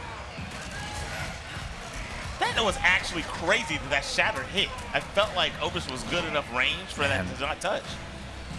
And Carnitas almost has it down to the science as far as like spacing, because you think that you're safe, and then all of a sudden the tip of your toenail just catches that, and you're going in for a ride, Yeah, going for a ride, definitely. No marble. Do we get a? Nope, doesn't go for the wall bounce. Once the front side shatter. He ducked right under there. Got swept though. Ooh, cooked on the heavy. Ooh, who you running at? Carnitas looking clean right now. DP. Oh, no. There you go. That wasn't even a punish. I think Carnitas could have DP'd that. Looked like it was still kind of an animation on recovering, though. I could be wrong. I didn't see punish come up on the screen. Oh, that's right. Yeah. Big damage, Decent damage. Yeah, not bad at all. Ooh. Ovis, nice anti-air. With the miss, but juggle, yeah. I was about to say you got to be careful because, yeah, that instinct was locked and loaded. That was a dangerous game. Dangerous game. Carnitas coming away with game number 1. But towards the end there, we start to see Ovis waking up a little bit. Yeah. Comes a hail setup. You got to be careful. That hail is on deck and about to hit you if you try to press a button. Very nice setups, too. Block, block, block. You got to block. I like what he's doing, too. Like, Carnitas is getting guaranteed, even though he's not getting the openings there, he's gotten on Oki guaranteed chip every single time. Yeah. Guaranteed chip. Heavy no break. And that's going to seal the deal at 18%. There it is. Very clean. Right now, Ovis has no instinct meter, so he's going to have to wait towards the end of this life bar to get some. There we go. Use the tail. Come here. Cold shoulder into shadow counter. You don't spin the other?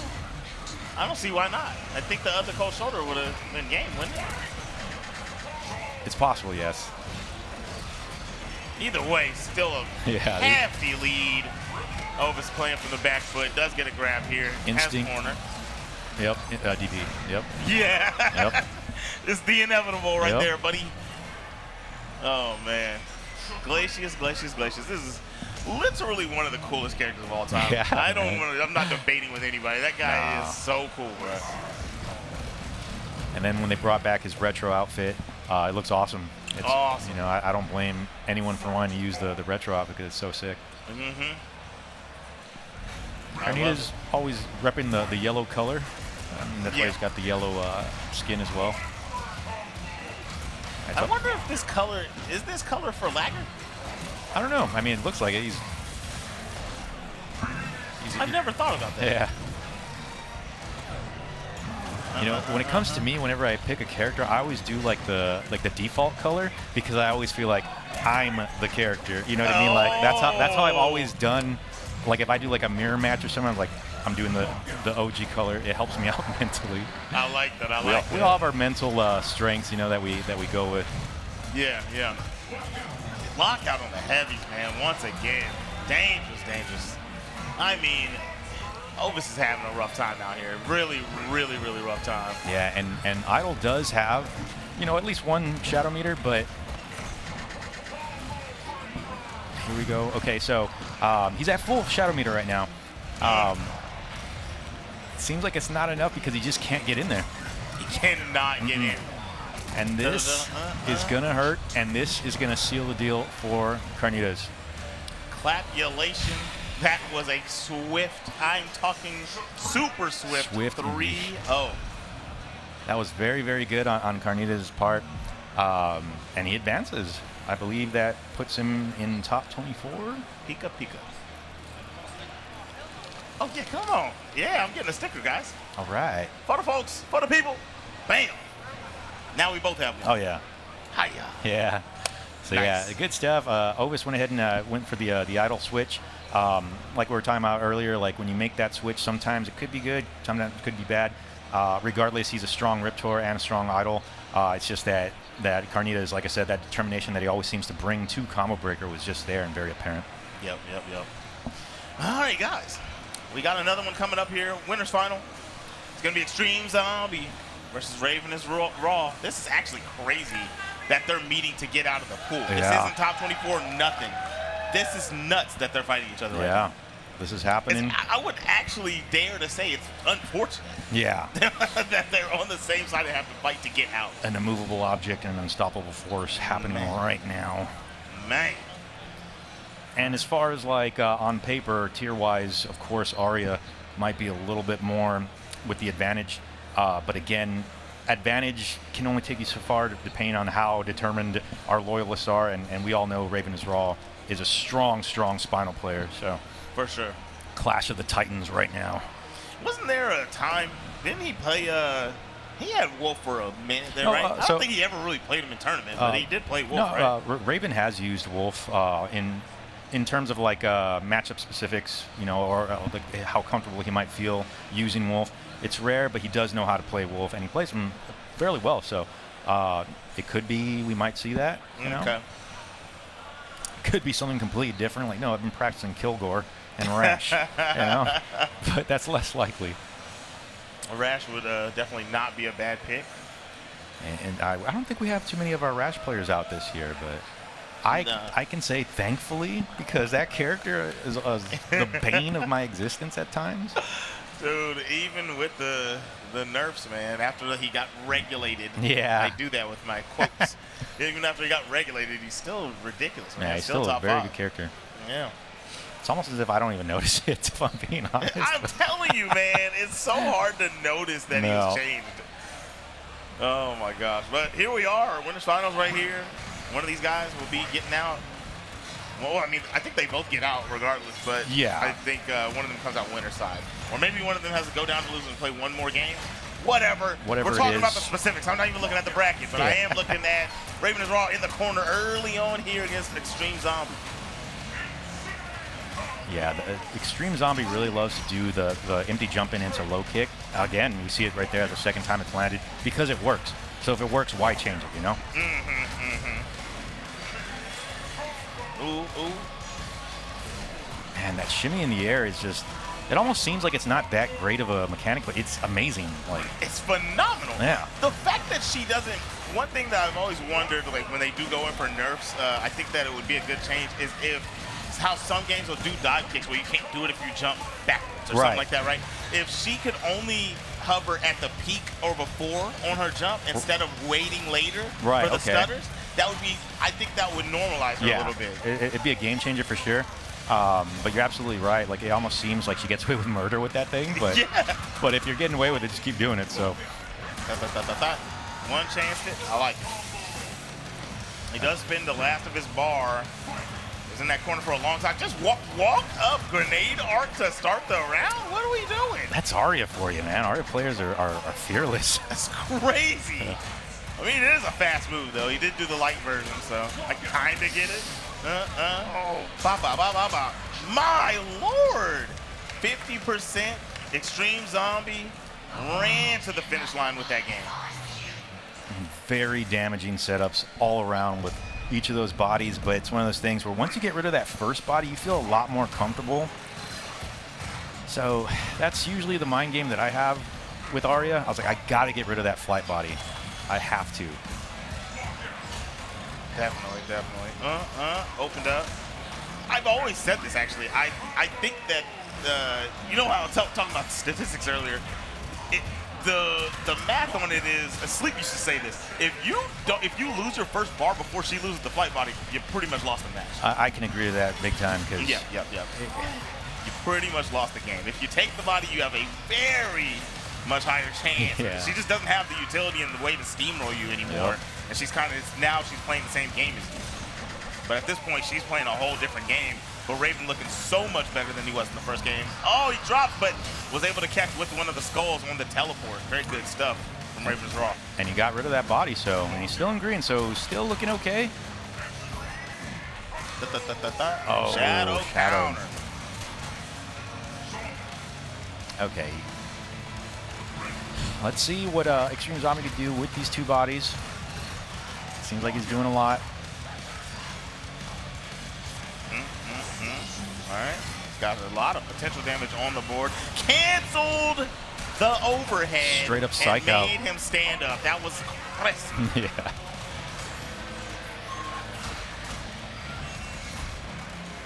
This pressure with all the bodies out right now, just shooting out some projectiles while she's going in, it's over now. But man, that was rough. It was very rough, but Raven did defend it very, very well. And you know, going against Arya, we often forget that the oh, here we go. The knee's gonna get. No. Yes. You gotta try and shadow counter that shotgun knee. It's so fast, but it's a lot more reactable now. Yes. Got the break on the heavy. Raven staying alive. The defense is so good right now for the past like 30 seconds, man. Let me get them toes.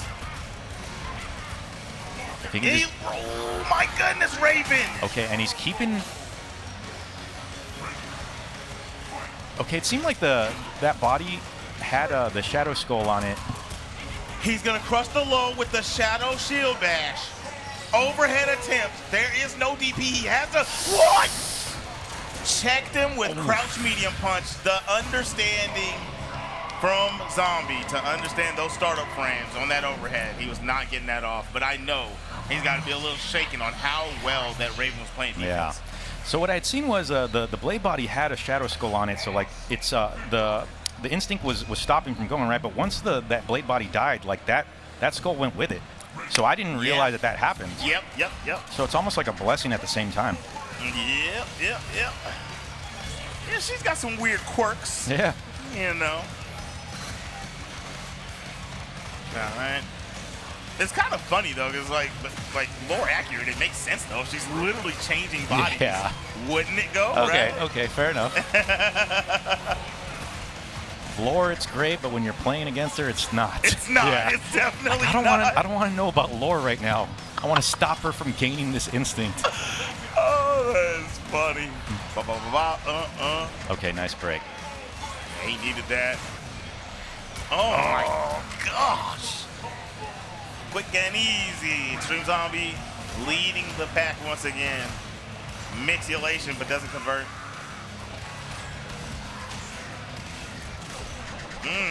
I like that break.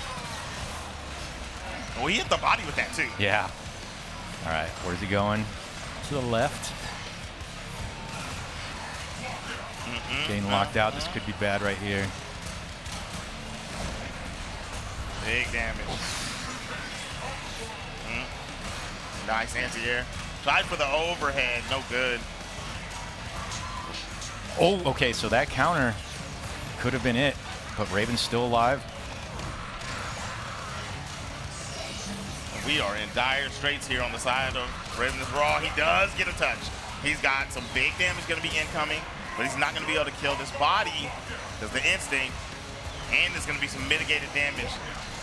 All right, going for a setup. Oh! Did you see that? Oh, the backdash! Oh, into the ultimate. So that was very, very slick regardless of the loss, right? But yeah, Extreme Zombie does go forward, but good on Raven for doing the best that he could, and the best that he showed was great. Very well done, very well done. But, I mean, look, it's Arya, man. Yeah. She's overwhelming.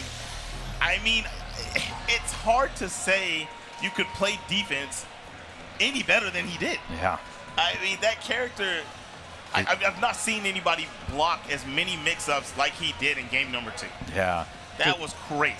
Arya is just a machine, literally, when it comes to applying all those different setups, different pressure and all that. And the fact that Raven was able to just hold his own, we were rooting for him because it was like, dude, block that, block this, and he just couldn't do it. But regardless, still awesome gameplay. Yep, phenomenal, sensational, if you will.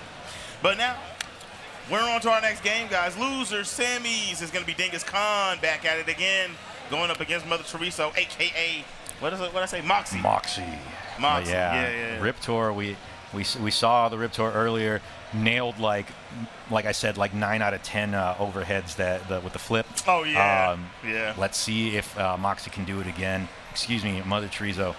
And Dingus, another Eyedol player that also used Jago. So we'll see which one they decide to go with. Yep. We gonna find out. I highly doubt that we watch Dingus get hit by as many tail flips as we saw earlier. I just don't see it happening. Just don't see it happening. When do you play? I play at 3, so I'm still good for the next 20-some minutes or so. Yeah, you're good. You're chilling. Yeah, I'm chilling. And you're logging your information, right? Yeah. Everything that I'm saying that they need to do, I got to eat my words and do the same thing because I'm going to be a big old hypocrite. They should do this and that, and then I just get whooped. So. Talk to him. Over here on this other screen, my man, Young Tate's playing. Awesome. He's playing Street Fighter. Awesome. Oh, yeah, Young Tate. Yeah, Maya player. Yeah. All right, guys, we're here. Well, we got to find out again if this is a button check. I don't think so. No. That wake up right there from Dingus, from Mother Chorizo. Definitely makes me feel like they are already in it. Nice buttons from Dingus Khan. Lockout. Solid damage into a wall. What? No damage. Nope. I am seeing so many people opt to not go for wall splat enders like this whole pool. Everyone wants to just finish it. Yeah, get as much just damage. That's interesting. Taking him to the club right now. Not liking the music. Switching it up. Had to change the tune, but DJ Dingus said, nah, cut that back on, homie. Yep. So Dingus looking really strong with this first round taken. Very, very strong. Still sitting on about 60, 50-ish life. Very nice. Man, he's in his bag right now, man. He's not letting small opportunities leave him. Anything you put on the table and allow, he's going for it. You see a flip out? No flip out. Okay. Walked up, just meaty stand, heavy kick, but went for the grab reset, DP. Uppercut. Bop, bop, bop, bop, bop. And no meter on deck from Chorizo, so you have to hold this whole setup. Block low, block high. Just eat this chip, homie. Nice, I like that. yeah. I like that, yeah. That would have been horrible if Chorizo just stood still and, yeah. and then, if Dingus just stood still and blocked it. Another one.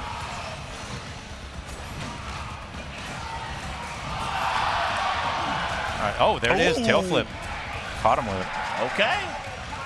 I really didn't think that was going to work in the game plan, but very nice.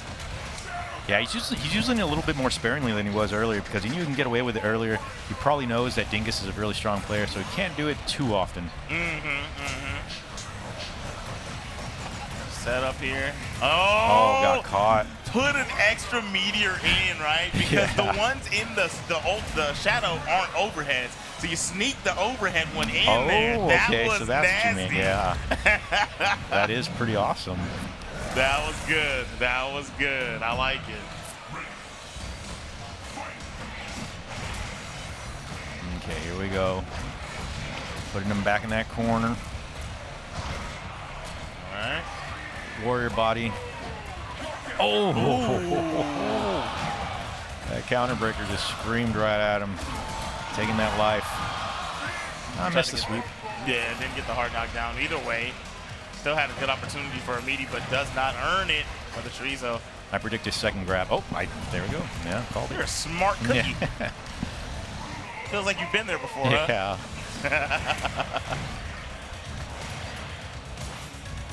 Yeah, it's hard to do any talon rake into any follow-up against Eyedol because the DP goes so far. Yep. It's just going to shut you down. Okay, so he attempted the tail flip again, but paid for it dearly this time around because Dingus was ready for it. To this day, anytime I see heavy linker, heavy manual, heavy linker, it just looks aesthetically pleasing. Yeah, I agree. Get out of my airspace, homie. You can't do that. Not on Warrior Boss. Oh. So yeah, kind of a delayed shadow counter, but it's counting big time because he's. Oh. No. Well, yes. That was unfortunate. Just the tail end of that auto double allowed the break, and now still here on this green bar. Dingus Khan just getting free real estate. And again, we see that closer with that running tail flip there. Yeah. Stop. You can't do that. Maybe once he's in mage body. Like at this point, you can do it. Yeah. No, that was nice attempt, but the spacing was just not there. And potential health built up crazy. Overhead into the stand. Overhead into over. Overhead into over. 2-0 Dingus Khan. He's looking super crispy right now. Focusing. All right, so Mother Chorizo. Little slight adjustments need to be made, but it could be that going straight into character select. So let's see if this adjustment is just going to go into a completely different character. Yeah. I mean, Yeah, hovering over Kim Woo. Going back to the Riptor. It's a nice little breather. Yep. And this is loser side, so you lose this one, it's the end of the journey. Yep. Rapparoonies. Oh my goodness. Just raw flame carpet catches the landing. Interesting. Oh man, those being a little more like aggressive on May's body. That's good stuff. Block. Ooh. The attempt was there. Yeah. Unfortunately, it wasn't there to capitalize, so. Nice reversal. Yeah, spin the bar. Well, the Chorizo isn't really doing a whole lot of flip outs with Riptor. Raw tail flip. That time landed very clean, but the breaker, this juggle is very good. The break on the light, very nice. Shadow, yes. Yep. Oh. Getting a little too comfortable with those. Yep. Spent all the bar, but took him pretty far. Gonna be able to. I thought he was gonna be trying to go for a meter ender there, but either way, it was very much so worth it. Has a little bit of that green left and gonna try to get some free damage. Speaking of damage, it's gonna seal it. Yep, there goes enough damage just to get him into the next round.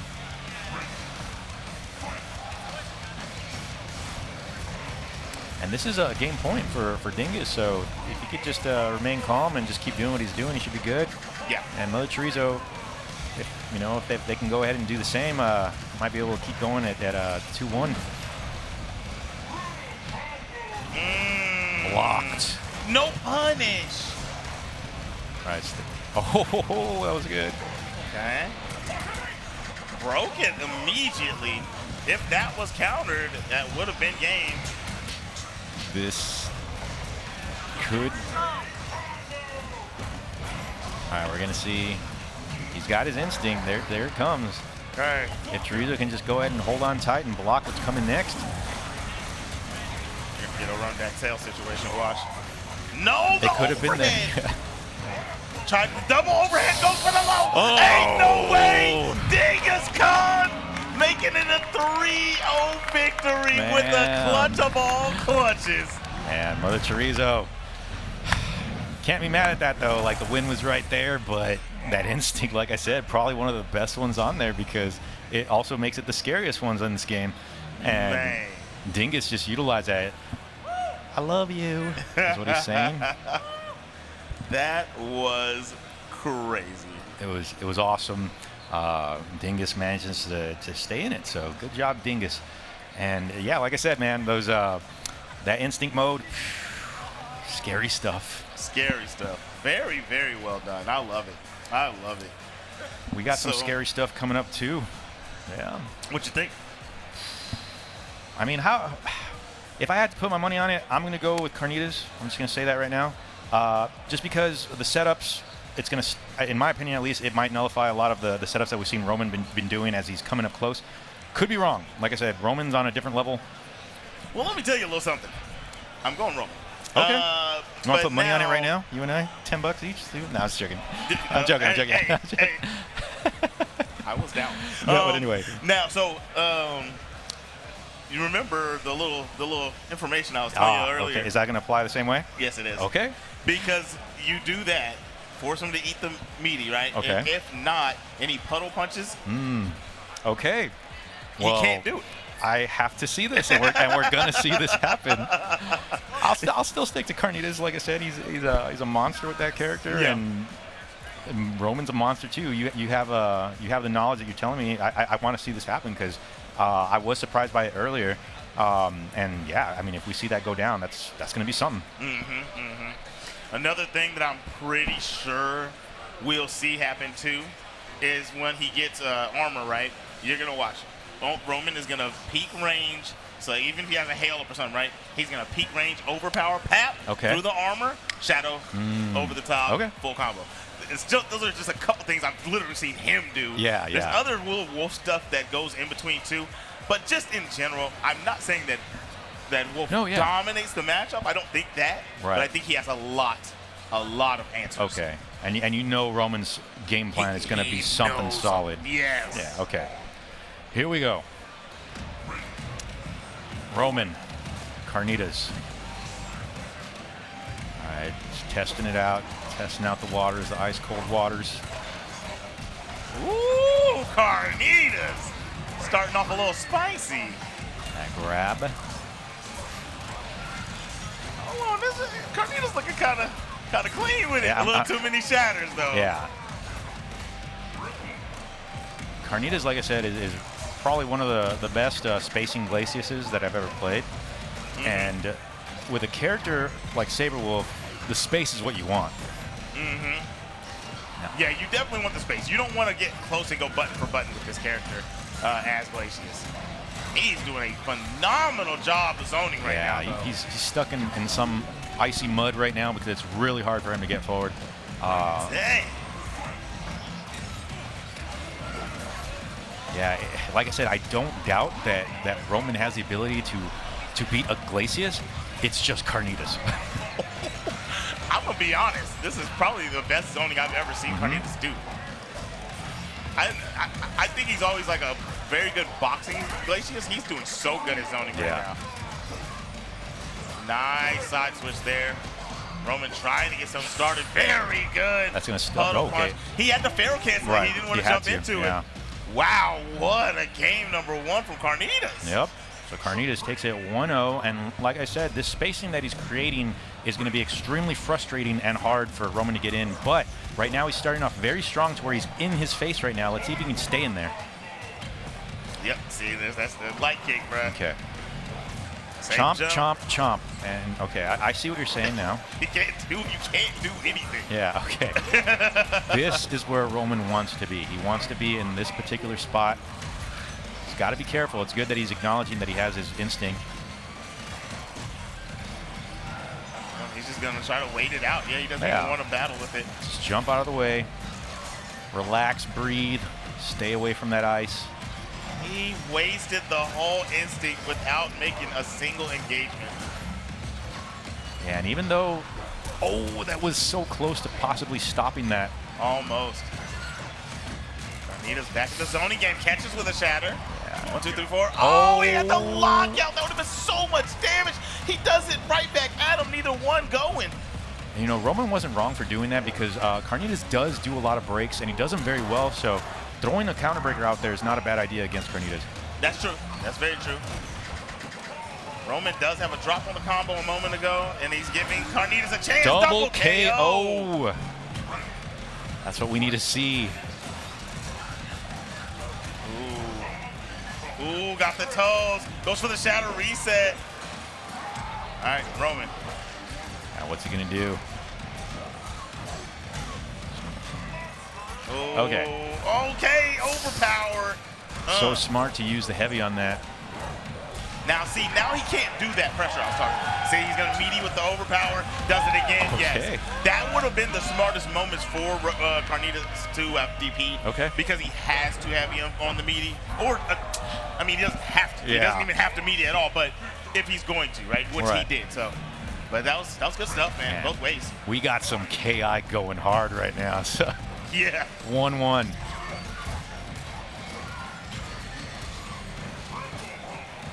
All right, short little mix-up throws. There's that chomp. There he goes, finds his way out. I like that. Very good patience. Jump. There you go. Button placement from the Carnitas right there. Catches him trying to sneak a button in there. Roman. Nice. Yeah, so he was able to just jump over that. Still get enough to... Okay, watch out. Instinct's going to be coming. There it is. There it is. Carnitas loves to use it on punish for sure.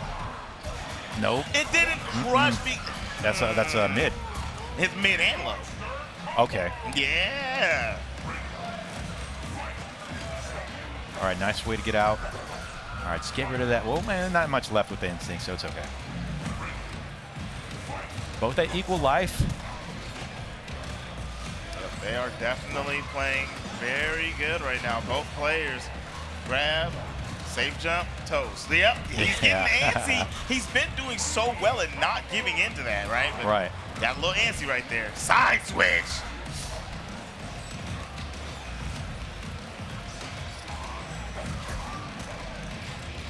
Let me get the toes, homie. Yep. I like the break there from Carnitas. Come here. Oh, man. Carnitas. Do it again if you want. I'm going to get the toes. All right, all right, all right. We have a chance here from Carnitas. Got him. Side switch?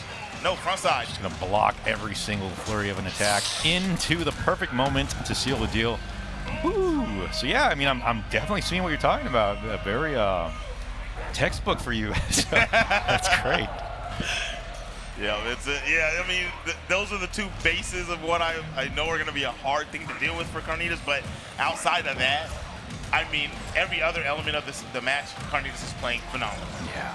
I mean, you know, I think most people have a hard time when Wolf knocks them down, and he's definitely having a rough go at it when he does get knocked down. And now we're starting to see Roman get a little bit more brave with the slides, right? Right. Catching him on the hell calls, so he can't keep being frivolous with those. This is going to be okay. Very, very good break at the last moment. Caught the backdash. That was a nice meaty there from Carnitas. All right, so Roman has his instinct too. Probably going to wait it out. You got to be careful all these hail setups.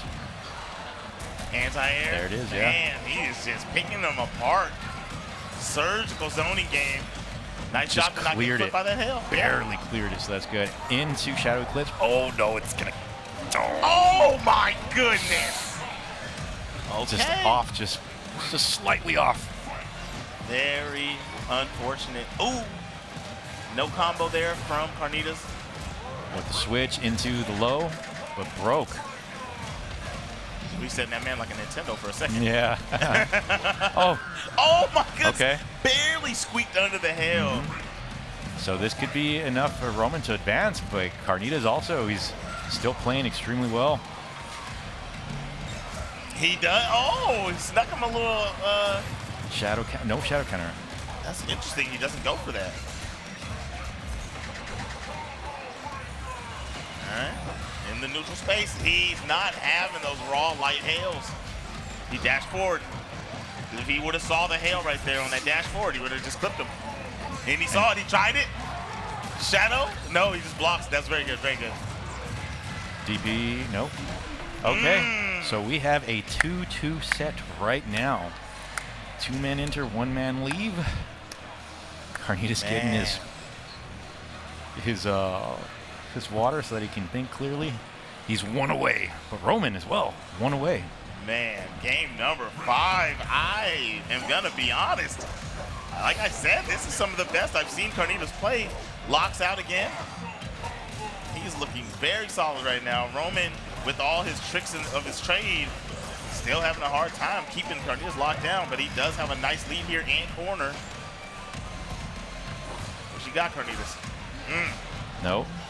Okay, throws him in the corner. Hail setup.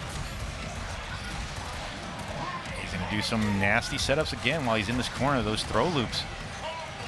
Missed it, but he's saved by the hail, so gets to adjust one more time. All right. Backdash. Overpower you, yep. Ooh.